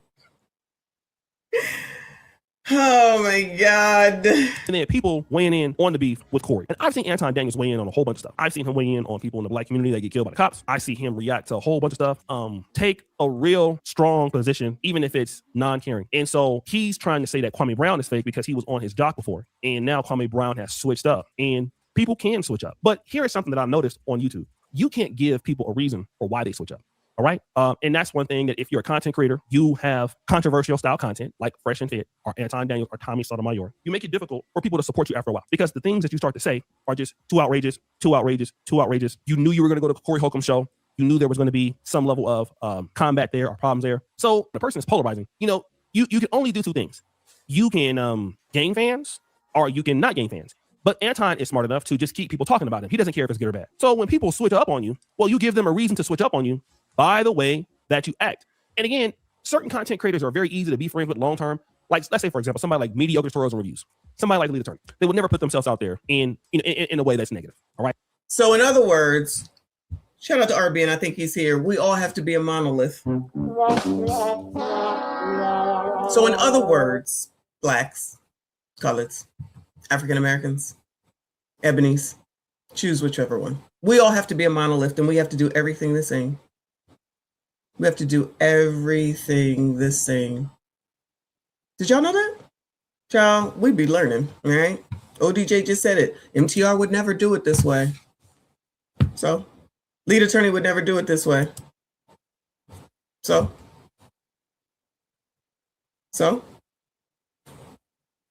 what are we talking about? Yeah, this is crazy. This is crazy. Right. They're not going to do anything to destroy their careers. You know, they handle themselves very decently online. Offline, they never have any trouble. And so it's easy to deal with them long term and not have any conflict with them because the Lead Attorney never puts himself in a bad situation. Pocket watching with JT. Oh, shout out to Pocket Watching with JT though. Shout out to him. So because, and you know, Lead is my dude, y'all. Y'all already know that Lead is my dude. I credit him for everything thus far. She was fucking his best friend. So, you know, I mean, everybody's fucking down here in Atlanta. I don't know what to tell you. They breeding like rabbits down here. Everybody getting ass. So if Pocket Watching with JT would never do it. MTR would never do it. So because Anton doing it his own way, that's the problem. And I told y'all, and I told him to his face, you be long with it and you get on my fucking nerves. I gotta change the channel until you shut the fuck up. Did I not tell him that? Did I not say that to him when he was here? Because he's long-winded. And yes, he is bragging. Who cares? I got to get to Atlanta, PSA by Lead. Yeah, clearly. Get on down there, child. Get on down there. Ease on down the road. Deal with them long term and not have any conflict with them because the Lead Attorney never puts himself in a bad situation. Pocket Watching with JT doesn't put himself in a bad situation. George Macon doesn't put himself in a bad situation. The most polarizing content creators make it very difficult for people to stay with them because a lot of their stuff is not necessarily about the content. It's about how polarizing they are. This is, very similar with, I would say, Anton Daniels, Fresh and Fit, for sure. Now, I'm also on the other side of a guy I like, Corey Holcomb. He's also extremely more polarizing than what he needs to be. So when things happen and it's like, oh shit, he did X, Y, and Z. There's a video of X, Y, and Z. It's a tough decision for people to come out and I'm just. Oh, it's X, Y, and Z. Got it. It's X, Y, and Z. Okay. Use an example to say like, oh, okay, how can I overcome that to defend this? And this is the situation that all polarizing content creators deal with, whether we cool with them or not. I don't care if they're white, black, Nick Fuentes, whoever else. If your content is about polarizing ideation, saying something that's out of this world, as much as people would love to watch you, to defend it a lot of times or sometimes it gets too expensive for many people. And when you cross the line, like let's say when Corey Holcomb crossed the line with Anton Daniels' daughter, or when Anton Daniels was, crossing the line with so many people, it's like, okay, man, look, I see what you're doing, but hey, here you're wrong. Then what content creators do is they feel that you're supposed to be blindly, allegiant to them. Not all of them, but some of them think that. And now that you're talking about them, well, you going against me, you turning on me. Like, no, bro, you turn it on yourself. Like, some guys get new in the business and they don't think that, you know what, me saying this or me doing this may hurt my career. It may hurt the ability for people to partner with me. It may hurt my ability for people to work with me. Don't think about that. They just think that because they're popping right now and they're hot right now, they got more pull than what they have. And we know that. That's something that's always said too. Your time might come. You never know where you'll end up. Just basically kind of indirectly wishing harm on you. It could be you at any time. When when I was talking about the biatches regularly, it could be you at any moment. Okay, well, this ain't the moment, so we moving forward. So indirectly wishing you bad is what that is.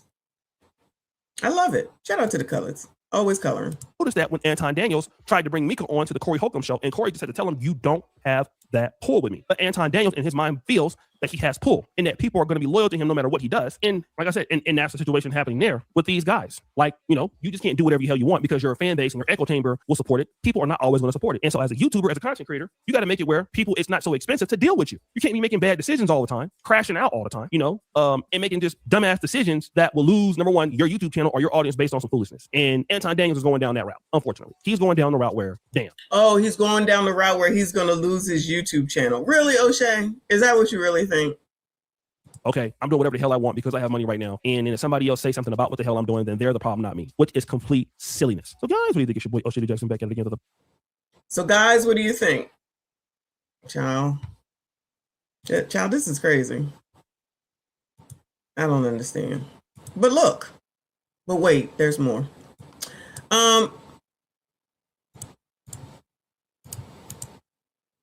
Oh, it's another video by O'Shea. And listen, O'Shea, I'm not coming for you because I'm definitely going to tag you. But like I said to y'all earlier, where what Kwame said about all you want to do is make money, all you want to do is make money.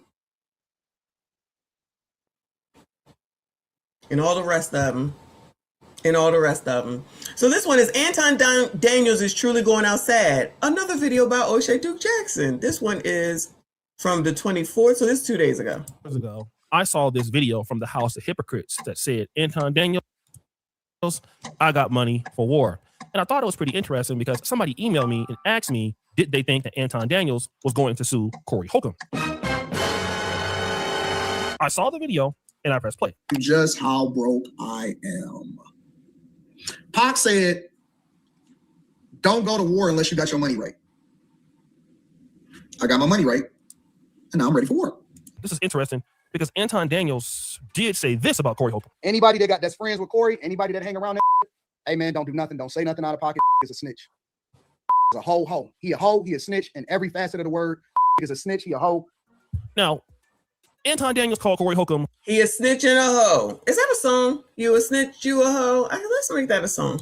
A snitch when it came to him revealing to the public that Mika was there or another woman was there that was not his wife. Anton didn't really push back on that. But obviously what Anton is saying there is he got his money right. Well, what does that mean? Damn, Mika got hips, don't she? Woo! Lord help your people. I mean, I know she look better than me because Anton would never fly me out because I'm so ugly. But y'all, look at them hips. We need to talk about that on Free Pod. Not Mika, but talk about body. I'm gonna write that down. Trinidad, write that down. You always telling me to do something. Didn't really push back on that. But obviously what Anton is saying there is he got his money right. Well, what does that mean? Now that could be very vague. It's passive aggressive. It's ambiguous. It's a whole bunch of stuff. But I want to kind of get into the framework that Anton Daniels typically uses on YouTube. And that framework is I'm rich. And because I have money, it almost solves everything. Give a because I'm rich too, so I'm cool. I got my own movement. I got my own motion, so I can tell you the truth. And I think that you also surround yourself with people that will not challenge you because you big dog to them. You big bro. This is the same argument that Anton Daniels used on the Corey Holcomb show. I have money, so therefore I don't have the problems that some of the people here on your show have because they can't be honest with you. But that's not the only time he talks about it. July, August, September, October, November. 196, 187, 181, 170. I think we was making so much money. Okay, this is what they don't like. I told y'all. Oh, now it's I don't work for your ass, but every single time you ask me to do something, you be shouting out, do this and do that. I'm gonna remember that. I knew you would say that. So this is what he's getting, because I said this, this is $196,000 in 1 month. $196,000, $187,000. Y'all, come on now. Come on now. Just off of the election on 1 or 2 channels, our payouts was so crazy. Did you hear that? That was during the election. So what do you think all this controversy is doing? This is what I said when we was talking about Kendra Gilliams, who was mad that people was reacting to her shit. She could be doing this too if she just allowed people to do the shit and talk about this shit and put the shit out there and even encourage it. No. I don't want you to do this because black men want to make money off of me. I need to get these black men from talking, because she was too busy trying to placate to the biatches that follow her. Get them, sis. Get them, sis. Yeah, sis. Go, sis. Yeah, sis. Go, sis. Right? To her own damn detriment. Now she got to do all this other shit for an app, which I understand don't do shit. Allegedly, I don't know. Now she out here suing MABW, wasting money doing that. So that's where she's at, right? That's not where Anton is, right? So what he says and the money that he can show and prove is this is just from one channel on YouTube, yeah. This is just one channel from YouTube. Now, I personally don't think that he should do this. I don't think anybody should put their shit out there like that. That's just me, okay? Because it ain't nobody's business and don't want no trouble, right? That's just me. That's probably why he probably needs security as well. I asked about the $56,000 watch when he was on here and he waiting for it to be delivered, if I'm not mistaken. I think that's what he said. So, you know, he's showing the price. This is what I'm about to get. He's definitely a bragger. We know that. If you don't like it, then don't follow him. If it makes you uneasy, then don't follow him. But seems like they keep following him and making all these videos. You're not a Christian because you're making money. You're not a Christian because you're a bag chaser. All you want to do is make money. You doing an interview with Fleece Johnson. By the way, he'll be doing another one with Fleece Johnson. And like he said, it was a recorded video. So if he had a problem with what it is that he was doing in there, he could have edited it out, and he did not. Anton must be ABCD because he did a video with Fleece Johnson. It's giving obsession. It's giving obsessed. It's definitely been giving hypocritical. But y'all don't be fooled by O'Shea, child. Because how many times y'all seen a video of O'Shea talking about, because I'm rich. I'm going to keep making these videos because I'm rich. Now it's in a joking manner. But y'all, we know. Let me rephrase. I know. And I know some of y'all know too. RBN, I appreciate you. He said, remember TLA showed how much he made on a live stream? Anton ain't the only one, and he wasn't first to show and tell. Don't be coming for TLA now. But yes, he did. But yeah, you're right. He absolutely has done that. And of course, in Mastermind, he has shown us plenty of things as well. Shout out to all the Masterminders. Gang, gang. But now, because it's Anton, it's a big problem. Pores. Child, if you want to get into content creation so you ain't got to depend on the king, Donald Trump and the government, holla at me. We got whole ass Patreon to help you with content creation. I'm not saying you're going to make $196,000, but child, imagine if you could just make some money and not have to depend on the government, and you could still be sitting in your own damn house. Get to that damn 1,000, get to them damn 4,000 watch hours, and just get on here and talk your shit. What do I know? Y'all hit the like button, subscribe if you are new. Come on, chat. From talking about Kamala Harris now. And this is Anton Daniels, again, showing to the world how much money he makes. Now, I can tell you this. Anton Daniels is definitely making a lot of money. He's in the right sector. He reacts to a lot of stuff. It doesn't take him so much or a lot of effort to make all of these videos. He does a lot of clip farming from his streams. So he is literally printing money. I think he kind of learned some of this from Jess Curly Things when he went to collaborate with her a few years ago. And he does it now. You know, like I said, he's on the right. He has the political bag, the conservative bag he can get into. He has the, the black culture bag he can get into. And when you're doing commentary like us, money literally can grow on trees. I don't make nearly as much as that. I'll tell you that for sure. I'm nowhere close. But the reality is that the commentary game, you can always stay in it because it's always trending. Okay. And some people who are bloggers, some people who do lifestyle content, it's easy for them to kind of get out of the game. But we're always talking about what's popping. So it's hard not to stay in. Now, despite the fact. Oh, you heard that. You heard that explanation right there. That's what O'Shea is doing himself. That is what O'Shea is doing himself. That's exactly what I'm doing, and there are plenty of other people that y'all follow. Like if you look at Single by Choice, right? Shout out to SBC. They're doing relationship stuff. So that's where they at. That's their thing. And they was doing Kendra Gilliam's for the longest time. I don't know if they're still doing it because of her foolishness. You look at Tho and Lexi. Shout out to him. He's basically doing Kendra G, relationships, women, blah, blah, blah, blah, blah, blah, right?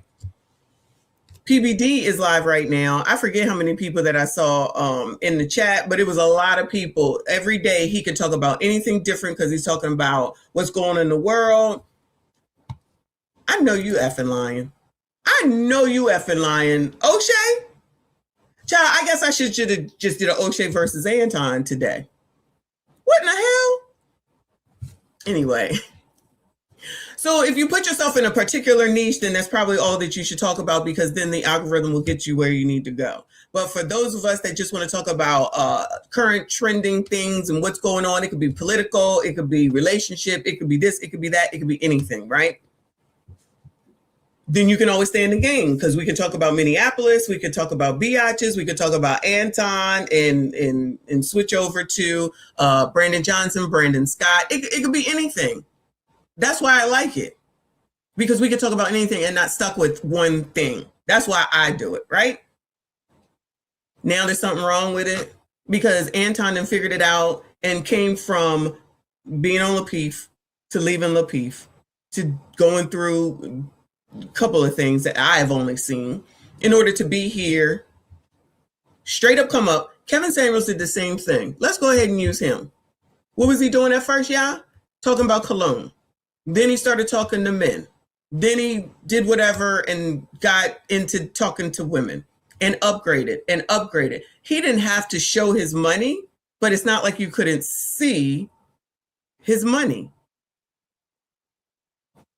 Child, everybody get on my damn nerves. Come on, child. That Anton Daniels is doing good. It also shows a level of insecurity in how he thinks because he believes his self-worth is so tied to his monetary gains. And on the outside looking in, money is a lot of things. Don't get me wrong, especially if you've never had it, or especially if you're looking to get it and you finally get it and then you have some level of fame. I'm pretty sure Anton Daniels is recognized all across the country now. I mean, this is a big goal for him and it's what he wanted to achieve. But here is what money can't solve. The problems that he causes for himself because of the amount of money he wants to achieve. Woo! Now there is Anton having problems, y'all? Who was just telling me that somebody dropped another video? I don't see it on O'Shea, or maybe I'm on the wrong channel. What channel is it? What problems is Anton having, Bueller? Did I not tell y'all before he even came up here? It's if everybody's talking about him, then everybody's talking about him. Everybody's reviewing his videos. Everyone is giving him money every time they review a video. Every time they talk about him, it's free advertisement. All the people that might not know who he is now going to go say, who the hell is this? That's how I found Kevin Samuels. That's absolutely how I found Kevin Samuels. They had him on a blog talking about how dare he talk to a woman like this. And I was listening to it and I was like, all right, he makes sense. Who is this man? Like what he's saying, it makes sense to me. Who is this man? And then I went and I found him. On which channel? On which channel, hon? So he sat there and I sat there, I was listening, and then I went and I was like, oh yeah, I like this, and was hooked ever since. You think that Anton's not growing from this? He ain't got to do nothing but what he been doing and getting, it's on the celebrity junk. Okay. And then he's getting all this free advertisement and being opened up to new people that probably wouldn't have heard about him beforehand. Ciao. As a person who's taken a digital marketing class, you can't get no better than free fucking publicity.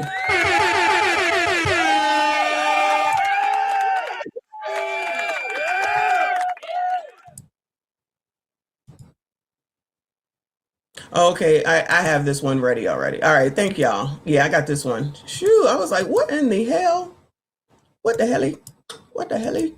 All right, let me let this mess play. Come on, child. A lot of people who have been sending me information that they believe that Anton Daniels is lying about his daughter going into the principal's office and crying. That's what some people are talking about now, and the timelines don't add up. But here is what I will tell you that must be true. When Corey Holcomb disrespected Anton Daniels' daughter and his wife, it had to be a shakeup. It had to be a big mess. And when somebody comes after your family, when somebody comes after your mother, when somebody doxes your daughter or your wife or your kids, there's no amount of money that you can spend that can take that hurt away. I can almost assure you, when Corey Holcomb put Anton Daniels' photo up there, the first person that had something to say about that had to be his wife. The mother of the daughter, which is Anton Daniels' wife, she birthed this young lady. So somebody is talking about my daughter. Whether so this is all speculation at this point. Not his daughter was crying or not, or in the principal's office, I'm not necessarily sure. Would he have any reason to lie about that? I don't know. I don't think so. I mean, Anton Daniels did lie on me earlier, but that's okay. Woo! I'll get to that in a minute. But for sure, I know that his wife was hurt, and his wife confronted him. His grandmother, his aunts, his uncles, anybody living that loves him and his daughter called him. And ultimately, the situation is this. He is to blame for part of this, if not at least half of what's going on right now. I want to blame him all because Corey Holcomb made a choice. But then he's making it worse. So not only do people hate you on the internet, you decide after that your daughter has been disrespected to come online and post your earnings, adding more fuel to the fire to people that hate you. And again, this just goes to show you that Anton Daniels, number one, he's misappropriating his leverage. And that's something I'm going to deal with. Anton Daniels feels that he has more leverage than he really has, but money doesn't buy leverage. I mean, when you get your money from YouTube or anything else, you know, in this business, money doesn't buy leverage. Your perception of how people dislike you buys leverage. See, we're YouTubers. The more money that we have and people know about it can actually work against you, because people who work, you know, daily jobs and don't make $100,000 a month, and you make that money a month, and then you have a position in which they hate, they don't want to hear that. You know, they just don't. So what happens is when something happens to your daughter or to your wife, and then you come out and brag about how much money you make, well, then what somebody will say, oh, well, his daughter got disrespected, but it's okay. He got money. He can figure it out. When in reality, Anton Daniels can't. If this is happening right now in his family, there is no amount of money that can remove this pain from what he has caused, partly from getting into it with Corey Holcomb. The way he acted after that, the week after that, causing all of this calamity and Corey going back and forth. So let's just gloss over the part about the kid. That's fine. Let's just forget all that. That doesn't matter. Yeah.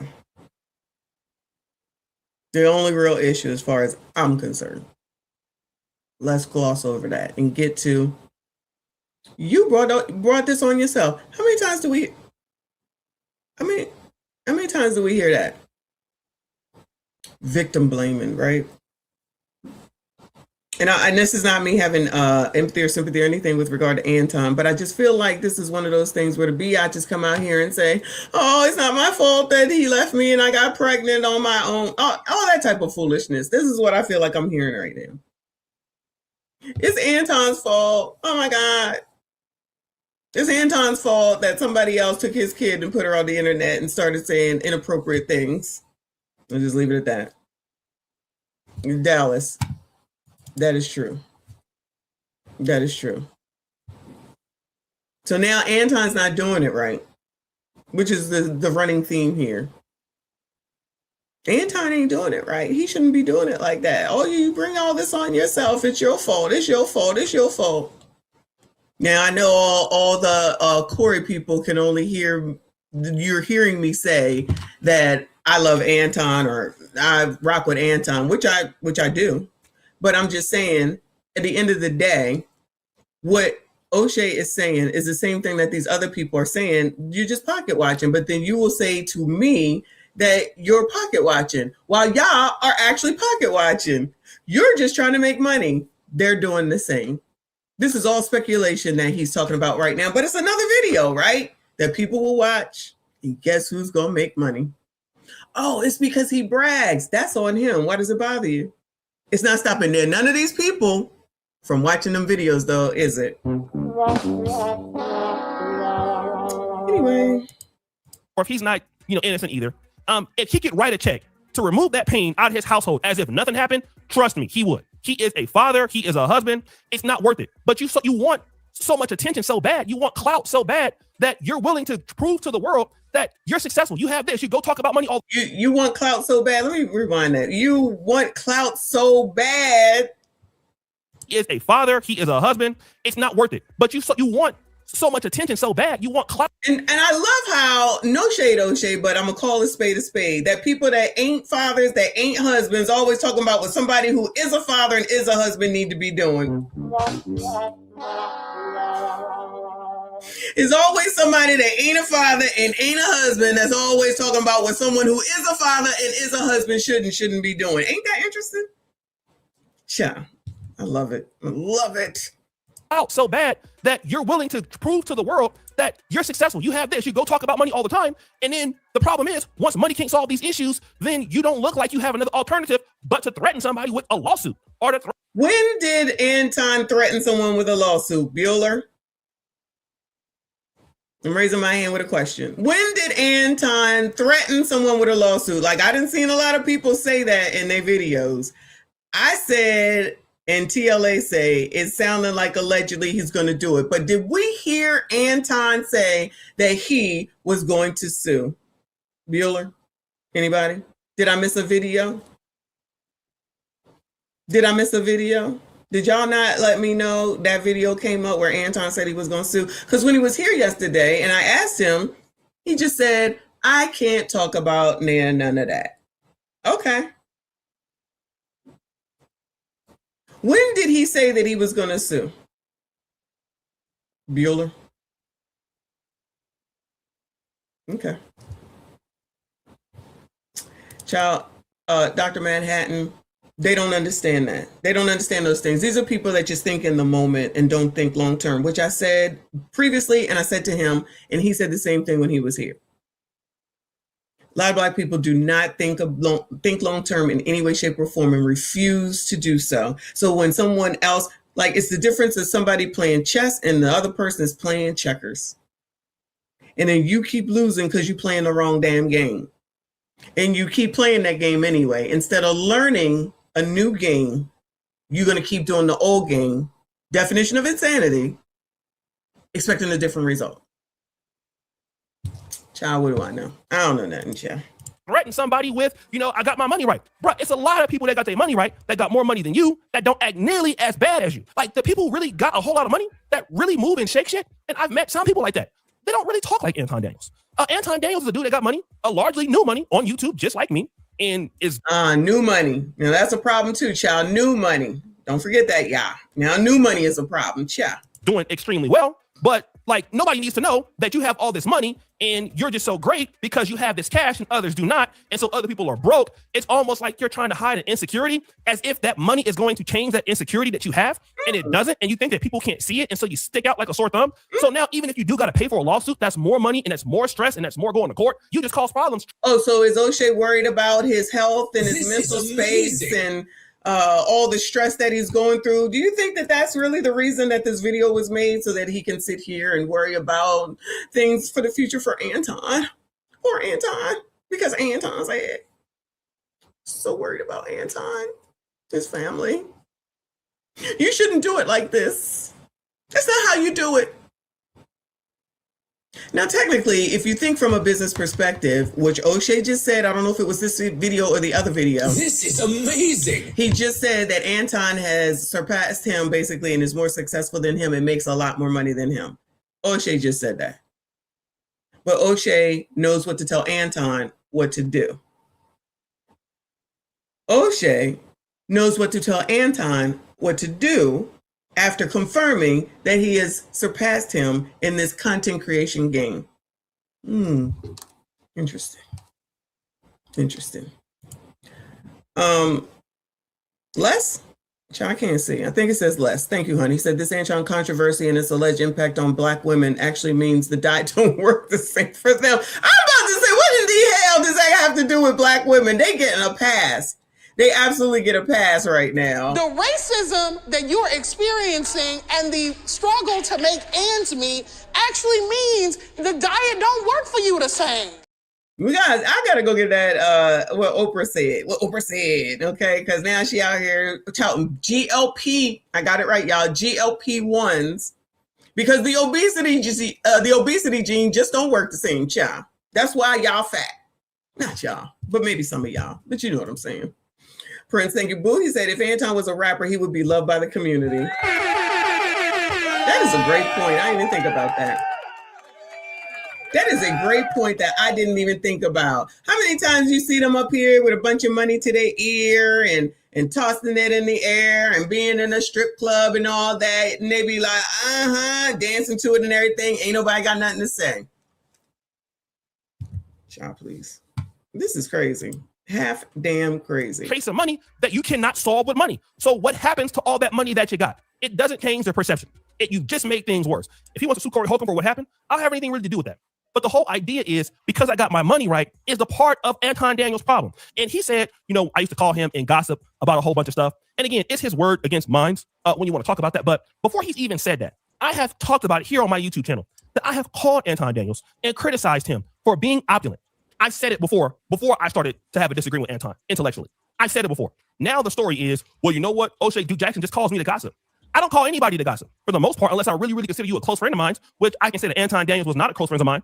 Now, could I call and shoot the breeze with people? Sure. I do it with George Macon. I do it with people that I know. But Anton Daniels, we were talking. He maybe talked about 5 or 6 times ever. And it was not just like a buddy gossip thing. It's not like I know him that well. But these are the things that I tried to warn him against, because when you start getting money, 60, 80,000. I know YouTubers that made $500,000. I know YouTubers that made $800,000 a month. You can feel like, you got that money because you're just so talented and you work hard, and you did. But at the same time, you forgot that you have a paying audience, and your audience who helped you get that money, if it were not for them, you wouldn't have it. It's the same. So O'Shea is concerned for the audience that might think that they are. I love that shirt, y'all. I love that shirt. That might think that Anton is too big for his britches, is what they used to call it back in the day. So he's trying to help him to get it together. Look at that. Oh, he's such a good friend. Oh my God. That's so nice of you, O'Shea, child. Same thing. All of the success that I have gotten in this business largely has been because of my Black audience, who has allowed me to continue to grow, telling me things about myself. It's not everything is perfect. I had to improve. But we forget that we are in this business largely because people support us and take the time to watch our videos, and they have the right to not watch us. It's not like we're doing this alone. We got to keep update with the trends, what people like and what people want. And if we do not do that, we will also be out of the business. So being in business also requires some level of... So is O'Shea trying to tell Anton how to be in business after surpassing him and being more successful and making more money? And this is amazing. And that he should look down and listen to O'Shea? Is that what's going on here? Is that what I'm hearing? O'Shea knows, child. O'Shea knows. Anton, you need to listen to O'Shea. You need to back it on up. What you're doing is not really the right way, regardless of all the plaques, the success, the money, the Patreon, and all the other stuff outside. You need to go listen to O'Shea. He knows what to do. All right? That's my advice today. Night J, thank you, honey. She said mean girl energy. Child. The sassy straights are sassy straighting this month. All men. Let me repeat that, y'all. All men. All men. This is crazy. Humility, it requires appreciation. And I hope and I pray that this situation has at least showed him that money is not everything. It really isn't. And money cannot solve every issue that you have. So guys, what do you think? It's your boy, O'Shea Duke Jackson. Back. Okay, well, you asked O'Shea. This is what I think. I think there's a bit of jealousy going on here. There's a lot of hating going on here. And this is another indication of how the culture works. Somebody can be successful. Somebody can do it legally. They're going to have a problem with it. Somebody coming home from jail, everybody celebrates. I mean, it's good, of course, that you come home from jail, but why would you get a celebration? You can be a single mother, it's celebrated. You try to say something about it, you the problem. You sitting up here, you having a bunch of kids, you're not taking care of it. They out here wilding out. You say something about it, you don't like your people. You say something about the stuff that needs to be talked about, you criticized for it. The shit that we don't need to be talking about, of which, yeah, we're talking about it, but what are we supposed to do? Y'all sitting up here, pocket watching, carrying on, talking about somebody doing something legally, you got a problem with it. Ain't nobody out here, as far as I can tell, not nobody. Let me rephrase. People out here listening to Rolly, Clown, them three girls, they not addressing what's actually going on in the actual community and what we could possibly do in order to help the community, because nobody wants to shine a light on the fact that there's a lot of problems. Just keep referring back to white supremacy, discrimination, and racism and just say that's the reason why and don't do anything to change it. If you know what the problems are and the origin of it, why is no one coming up with any solutions in order to resolve it? So while you listen to these people who want to deliver you to the daggone Democrats every single daggone election cycle, and then once you get them in there and they say, well, what is it that you want from Joe Biden now that you got him in? We don't want nothing. We don't want nothing. And then you still support those same damn people that are political people, whatever it's called, in your daggone districts and in your daggone neighborhoods, in your daggone cities, in your daggone towns. This is amazing. And you continue to give them a pass because they black, you black, we black, and that's supposed to be the answer to every daggone thing. And nothing ever changes. The crime don't change. The people continue to don't get anything. You still got food deserts. You're still dependent on the government. The very first thing, if not the only thing that's the most important, I don't care what these people say, is to teach people about money and fucking finance. I don't care what none of these MFers say. I don't care what none of these MFers say, because if you have 300, you have 3,000, you have 30,000. If you don't know how to handle money and you don't know how to keep it, you don't know how to invest it, you don't know how to use it, you don't know how to leverage it, you ain't never gonna have shit. So you can sit up here and talk about generational wealth all you want to. You ain't getting it if you don't know how to utilize money, if you don't know how to stop spending it, if you don't know how to save it, if you don't know how to invest it. You always gonna be behind the 8 ball. You always amazing. You always gonna be behind the 8 ball. But when I say that, you're a white supremacist talking points, then that's what the fuck it will be.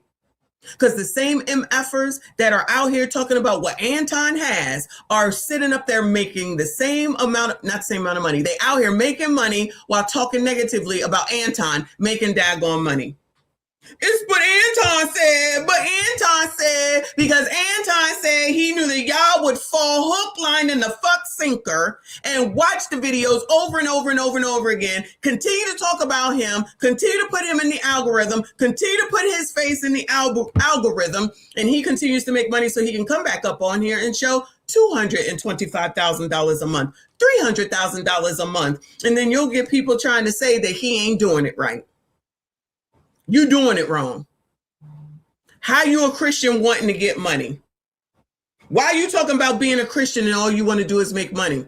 Are y'all saying that about Jamal? And I'm not even trying to come from him for him. Are y'all saying that about Jamal Bryant, who's down there in his Rolls Royce with his wife, who probably that dress was probably at least $5,000 damn dollars, allegedly, I don't know. While you all full up in that daggone church, while he out here bragging, he out there talking about Cam Newton's legs. While he out here in front of an ABCD pastor or preaching at an ABCD church, whatever the hell it was. Y'all ain't got nothing to say about none of that. It's okay because it's in the name of the Lord, I guess. It's all good. You don't know. Child, priorities in the community is so fucking ass backwards, it's never going to change. And like RBN says, basically the same thing ain't going to change. I forget the exact words, boo. Whatever it is that you say, let me know. It's not going to change. So keep pocket watching. Don't go to the people that I tell you to go to. I'm going to open up financial literacy again on my Patreon when I come back. I'm going to open it up. Because don't say that you ain't found nothing, you ain't got nothing. You know, they're out here playing in y'all's face. Hold on. They out here in California right now playing in y'all's face, talking about reparations. $5 million a person or some crazy ass. Where the hell is California going to get that money from, Bueller?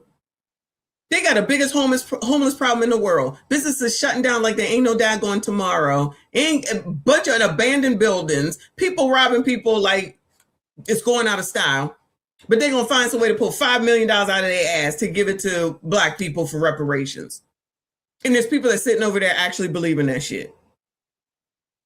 Sitting up here talking about redlining affected us and we need to get some money in order for us to buy houses. Money already there. Money is already there and available. Y'all want to listen to that ninja just because he said it. You should be asking yourselves, why is it that you can fall into this narrative that you just can't do it, or you're downtrodden and you're poor and you're going to always be that way, and then just turn around and say that it's always white people, and if somebody's not talking negatively about white people, then they're the problem. How much sense did that make? Why be so focused on white people? If white people got it going on and white people already got it on, white people got the generational wealth, and white people, why focus on white people? Why aren't we helping each other to do better? Why aren't we given the tools in order for us to do better? Because the shit is here. You keep listening to them, MFers. The shit is right in front of your face, and y'all will still continue to listen to people who are millionaires, not even Anton and Corey and O'Shea at this point, or Kwame. Fuck them, right? Ain't talking about them. Them other people that you listen to politically, them other millionaires that came from the bottom, now they here telling you that you can't do it. And they ain't giving y'all no secrets to do no shit either. They just telling y'all to make sure that you go vote for who the hell they want. You know why? You know why? So they can continue to make money. Is it okay for them? It's okay for them? It's okay for them? Y'all gonna keep listening to them? Y'all keep listening to them. They keep coming up. I don't know what I'm talking about, y'all. You're in the same place this year as you was last year and you ain't doing nothing to change it. That's a you problem. It's your fault. That's a you problem and it's your fault. Because you think these people care about you. Y'all got to stop worrying about whether somebody cares about you, child. If it ain't your fucking family, it ain't your fucking kids, then I don't know why you think that people who you don't even talk to and don't even know personally care about you. Just like these damn jobs, they do not care about you. Why do you think that a corporation cares about you? And then the next second, you're talking about all the consumerizing that they do and what they do, and they overprice, they price gouge, and they doing this, they doing that. You still buying the shit, aren't you? You still buying the shit, aren't you? Why? Why? Why? Wasting money. It's not easy to hold off and save. It's not easy to keep some money in your damn pocket. But if you don't, you think that all you need to do is go out here and get a fucking GoFundMe. So what y'all think you're going to get 1.5 million like that white woman who is the wife of that other white woman that's taken on up out of here down there in Minneapolis? Then you get black people to go get into some damn cause that ain't got shit to do with them, ain't got nothing to do with them. But you know, a lot of black people think, well, it's us next. Child, it's you next. It ain't me. It's you next. You sitting up here believing that shit because they want to put fear in you so that you can do what they want you to do. You hear none of them people trying to stop them people from being down there acting like jackasses, beating down the daggone hotel for the umpteenth time, and y'all gonna sit around here talking about that's peaceful and that's okay? Y'all gonna sit up here and actually say the words that is peaceful and is acceptable while they making more noise than ever, and they don't give a damn about the rest of those residents that don't believe in that mess and don't want to hear that mess, but their lives can be disrupted because y'all's Trump derangement syndrome is what's more important than anything. And you think you're gonna make a difference. You think that you're gonna stop those daggone people, and the people whose face you need to be in front of is Illy, is Timmy, and Jakey and that AG. Y'all don't even know where it is that you should be at. Y'all don't even know where you should be at. Whatever. Anyway. What are we going to talk about? Let's talk about California before I be done with this. What are we at? 12:40. Hold on a second.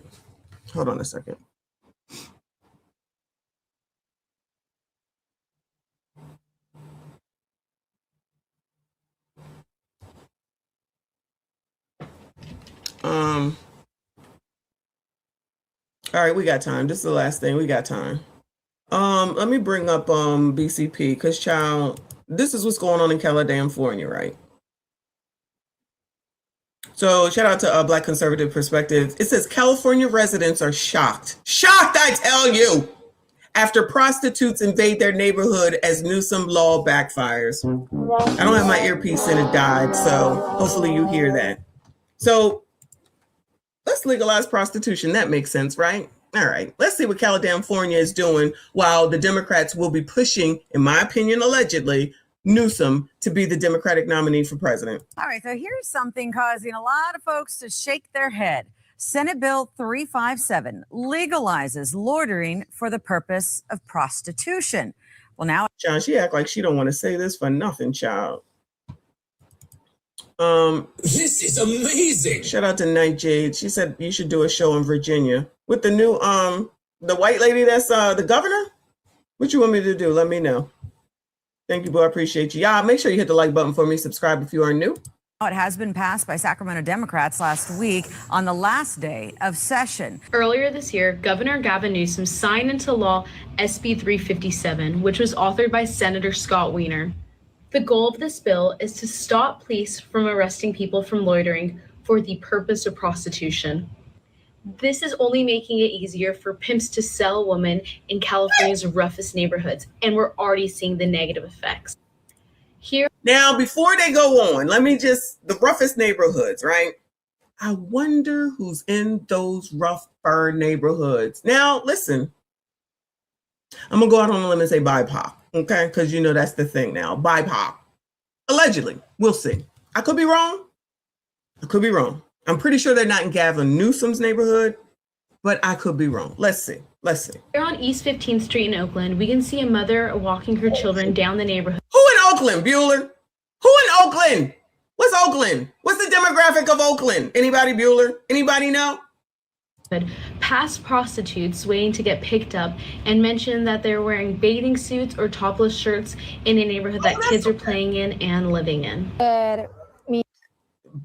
It's okay to wear bathing suits, right? Okay, my bad. We can't really do much towards them. She says this type of behavior has become normal on East 15th. She worries for her 2 young kids. I'm scared for them to see them in that appropriate clothes, asking me questions appropriate and not having an answer to them. The sex workers are so comfortable in the San Antonio neighborhood, they have no problem standing behind our interview, waiting for Johns. I mean, they don't mind whoever is there. They're careless nowadays. How does that make you feel? More and more families will begin to experience this in California in their very own neighborhood because of SB 357, which again was authored by Senator Scott Wiener and signed into law by Governor Newsom, as well as everyone who voted yes on this. Shout out to Scott Wiener making selling cat legal. Wild story out of California that I think is a great example of what you get when you blindly vote for Democrats over and over and over again for decades, right? You get some wacky laws that are passed with unintended consequences, okay? Or who knows, maybe the consequences are intended because at this point, these people are insane, right? We got to talk about this story that's going viral involving some individuals in a well-to-do neighborhood out in California in the Los Angeles area, right? These are probably white liberals who never thought that the consequences of what they vote for would actually affect their neighborhood, right? But they're finding out, okay? Because California, a few years ago, about 4 years ago, the Democrats and Gavin Newsom passed an insane law called the Safer Streets for All Act or whatever, right? They claim that this bill that essentially allowed prostitutes, 304s, to openly sell box on the streets without consequence, right? So basically it legalized loitering with the intent to sell sex, right? It does not legalize prostitution in and of itself, but it legalizes loitering with the intent to commit what technically is a crime, right? Wait. Does not legalize prostitution in and of itself, but it legalizes loitering with the intent to commit what technically is a crime, right? Loitering. So loitering is now legal. So standing around, that's what loitering is. So you're standing around in order to sell box now, and it's legal because you can't say anything because they stand. Child, whatever. Prince, thank you, boo. He said America and Americans pretend like selling cat isn't pushed and normalized. We already know we have OnlyFans, right? We have OnlyFans. But my point is that California, of which people want to push, in my opinion, Gavin Newsom to become president for. Imagine what the hell he gonna do for the whole ass United States, looking at what he doing in California. This is amazing. Which in my opinion is nothing positive. Child, where is Arnold Schwarzenegger? Can he come back? Y'all remember when Arnold Schwarzenegger was the governor? I don't know if it was good times because I wasn't paying attention. I never lived in California, so it don't matter to me, but y'all bring him back. He ain't doing shit. Remember when he got in trouble because he got the nanny pregnant? Shout out to getting nannies pregnant. Chris the Creative, thank you, boo. He said the Virginia Dems and new governor are passing a bill to make ABs legal up. Nate Jade, is this what you're talking about? That's right. Until the baby's head is about to. Child, don't make me mad, y'all. Come on, let's finish. Which effectively allows women to do this. Top story, California Governor Newsom signed the Safer Streets for All Act. It repeals a California law that criminalizes loitering for the intent to engage in sex work. Prior to the passing of the bill, the law permitted unjust profiling, harassment, and arrests of transgender and cisgender women of color by law enforcement. Women of color too, okay? So women of color used to be black people. Now it's everybody, because that's another phrase that got hijacked basically. So now it's women of color, ABCDs, that's what I'm hearing right now. So they got a problem. So now it's like, bye, Pop. Women of color have been having a problem because they was out there on the street and we should do something about. What the fuck is going on? This is ridiculous. What in the hell? According to a study by UCLA law students, over 2,000 arrests were made in LA between 2017 and 2019 for loitering charges, which is over 25% of all sex work related arrests. Here's Ashley Madness from Sex Workers Outreach Project Los Angeles to tell us who was most affected by the now repealed law. Well, the law explicitly targets. Oh, Lord, help you fucking people! I'm about to shut this shit down. Y'all, listen, I ain't got all day because I have another show to do. Y'all,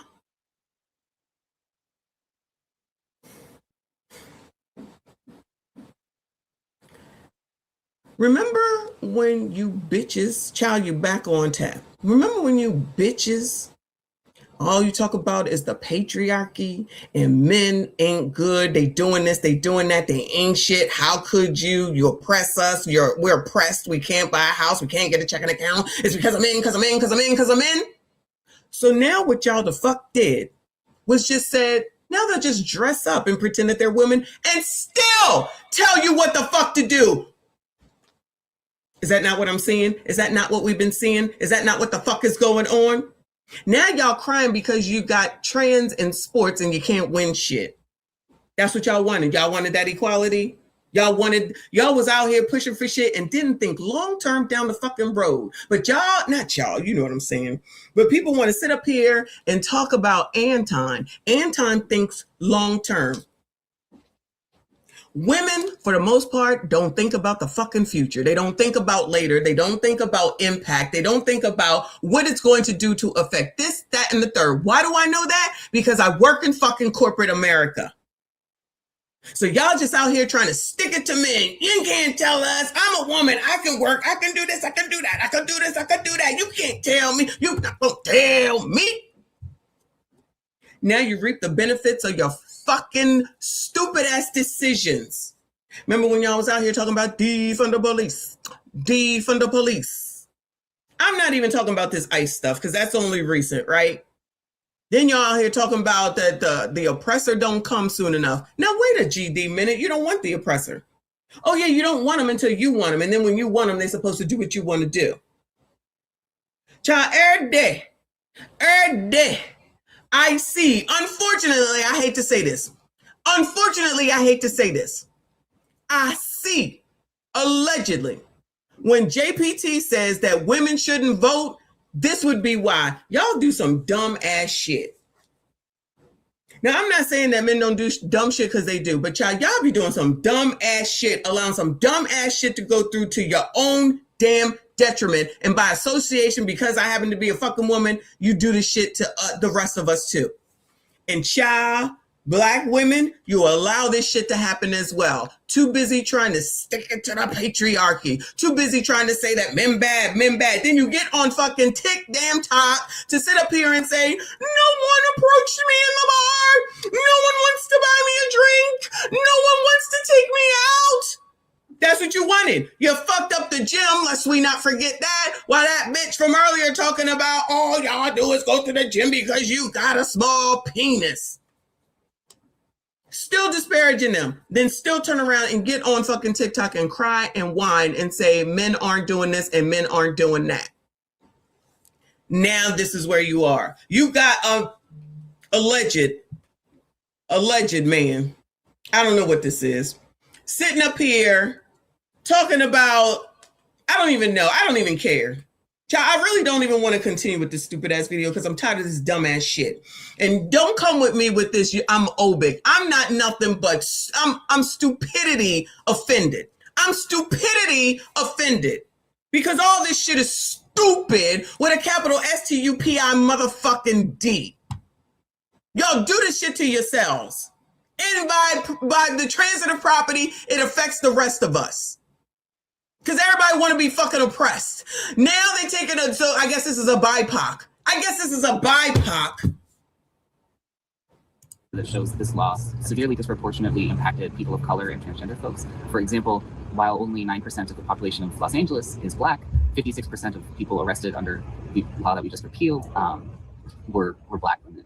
So how will the Safer Streets for All Act change things on the ground? Not only will sex workers no longer be arrested for loitering under this old law, but anybody who was profiled as a sex worker, any woman at the wrong place at the wrong time of night, anybody who was just in a community that the cops choose to harass and to target and to disproportionately police. Some criteria that you could use to justify why you made an arrest today was that arrests for sex work have occurred in that neighborhood in the past. So it really gave cops an extra excuse to continue police oppression. Wow, Ashley, thank you. All right, y'all, quick break from the show because this is important. Look. That bitch said, wow, Ashley, thank Child, you know what this does? This just helps me to stay on task. You know what? This is amazing. I appreciate this dumb shit because it helps me to stay on task. Night Jade, I appreciate you. They replaced Black women with trans women. Yep, absolutely. Absolutely. And then just toss in Black women, but transgender women. That's men. Transgender women, that's men.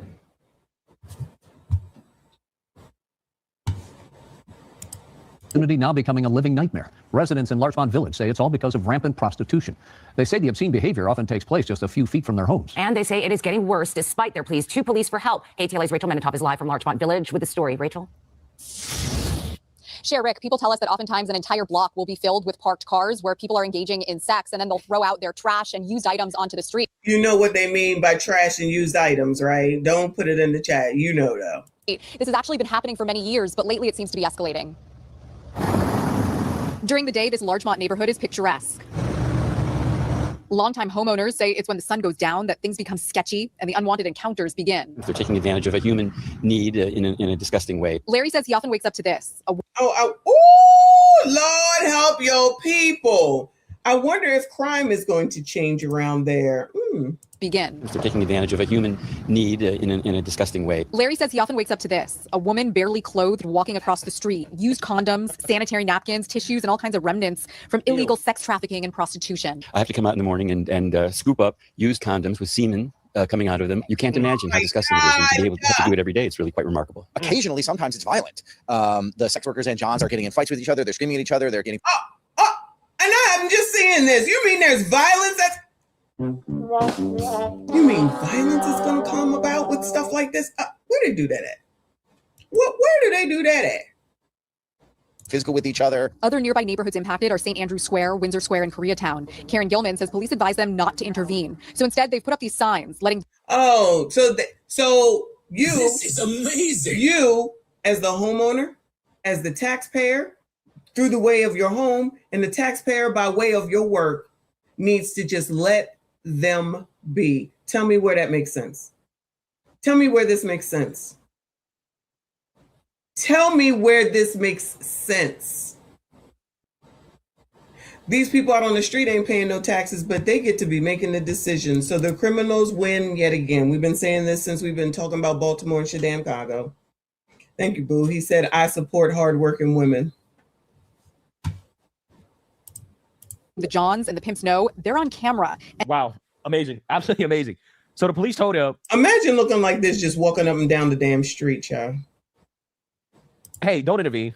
Don't do anything about this. Now, why is the police saying that? Well, they're saying that because there's nothing that the police can do, right? They can call the police all they want. But because of the laws out in California that were passed by Democrats, right? What these people likely voted for, okay? I want to know who you voted for, right? Who did you vote for? Likely that you probably voted for this. You know what? He's right. I didn't even think about that. You know what? He's right. So any of those people that probably came on camera, they probably voted for this. He's right. Congratulations, you played yourself yet again. Played yourself yet again. Child.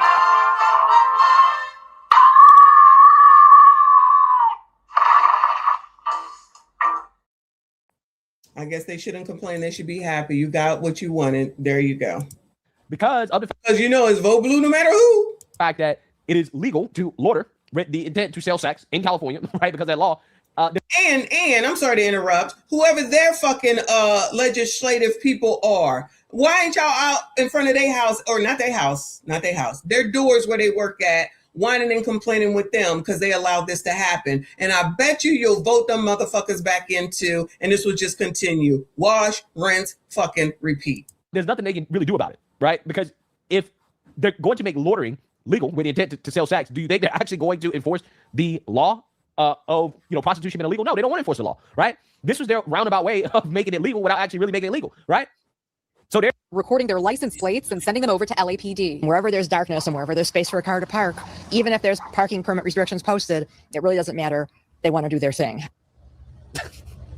Council member Hugo Soto Martinez says he has created a multi-agency task force, which includes a partnership with the nonprofit organization Journey Out, which helps victims of sex trafficking. They are going to be patrolling these streets at night, and apparently so is LAPD. That's the very latest tonight in Larchmont.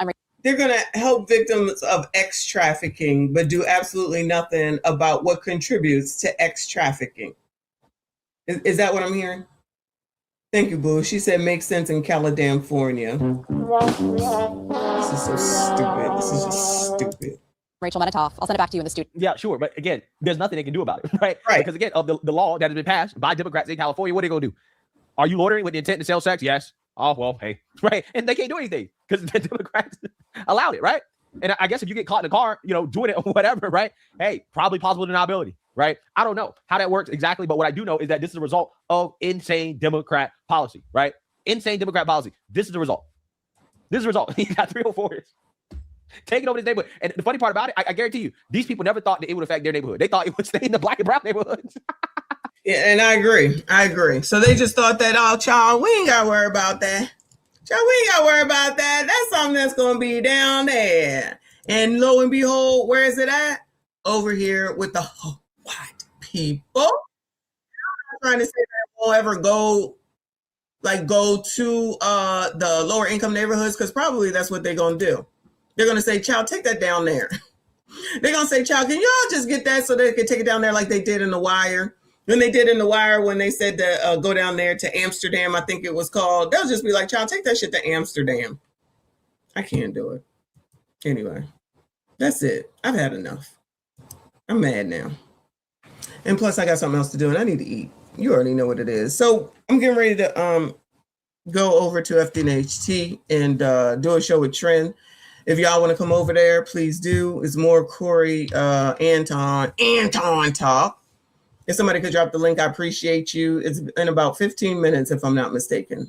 So shout out to all of y'all. I see you. I appreciate you. Shout out to everybody that donated today. I appreciate you. Y'all make sure you go ahead and hit the like button, subscribe. If you are new, am I going to be on tomorrow? So I'm supposed to be leaving tomorrow. So no, probably later, maybe. You know what? Leave me alone. Just stop it. Just stop it. Okay. You won't give me no grace. Can somebody drop Trent's channel or drop your channel, Boo? But I might do tonight because I'm gonna have to leave early tomorrow as long as the plane goes through. So hopefully Arizona, here I come. Again, shout out to y'all. I appreciate you. Hit the like button for me. Subscribe if you are new. See you all in the next one. There you go. See you all in the next.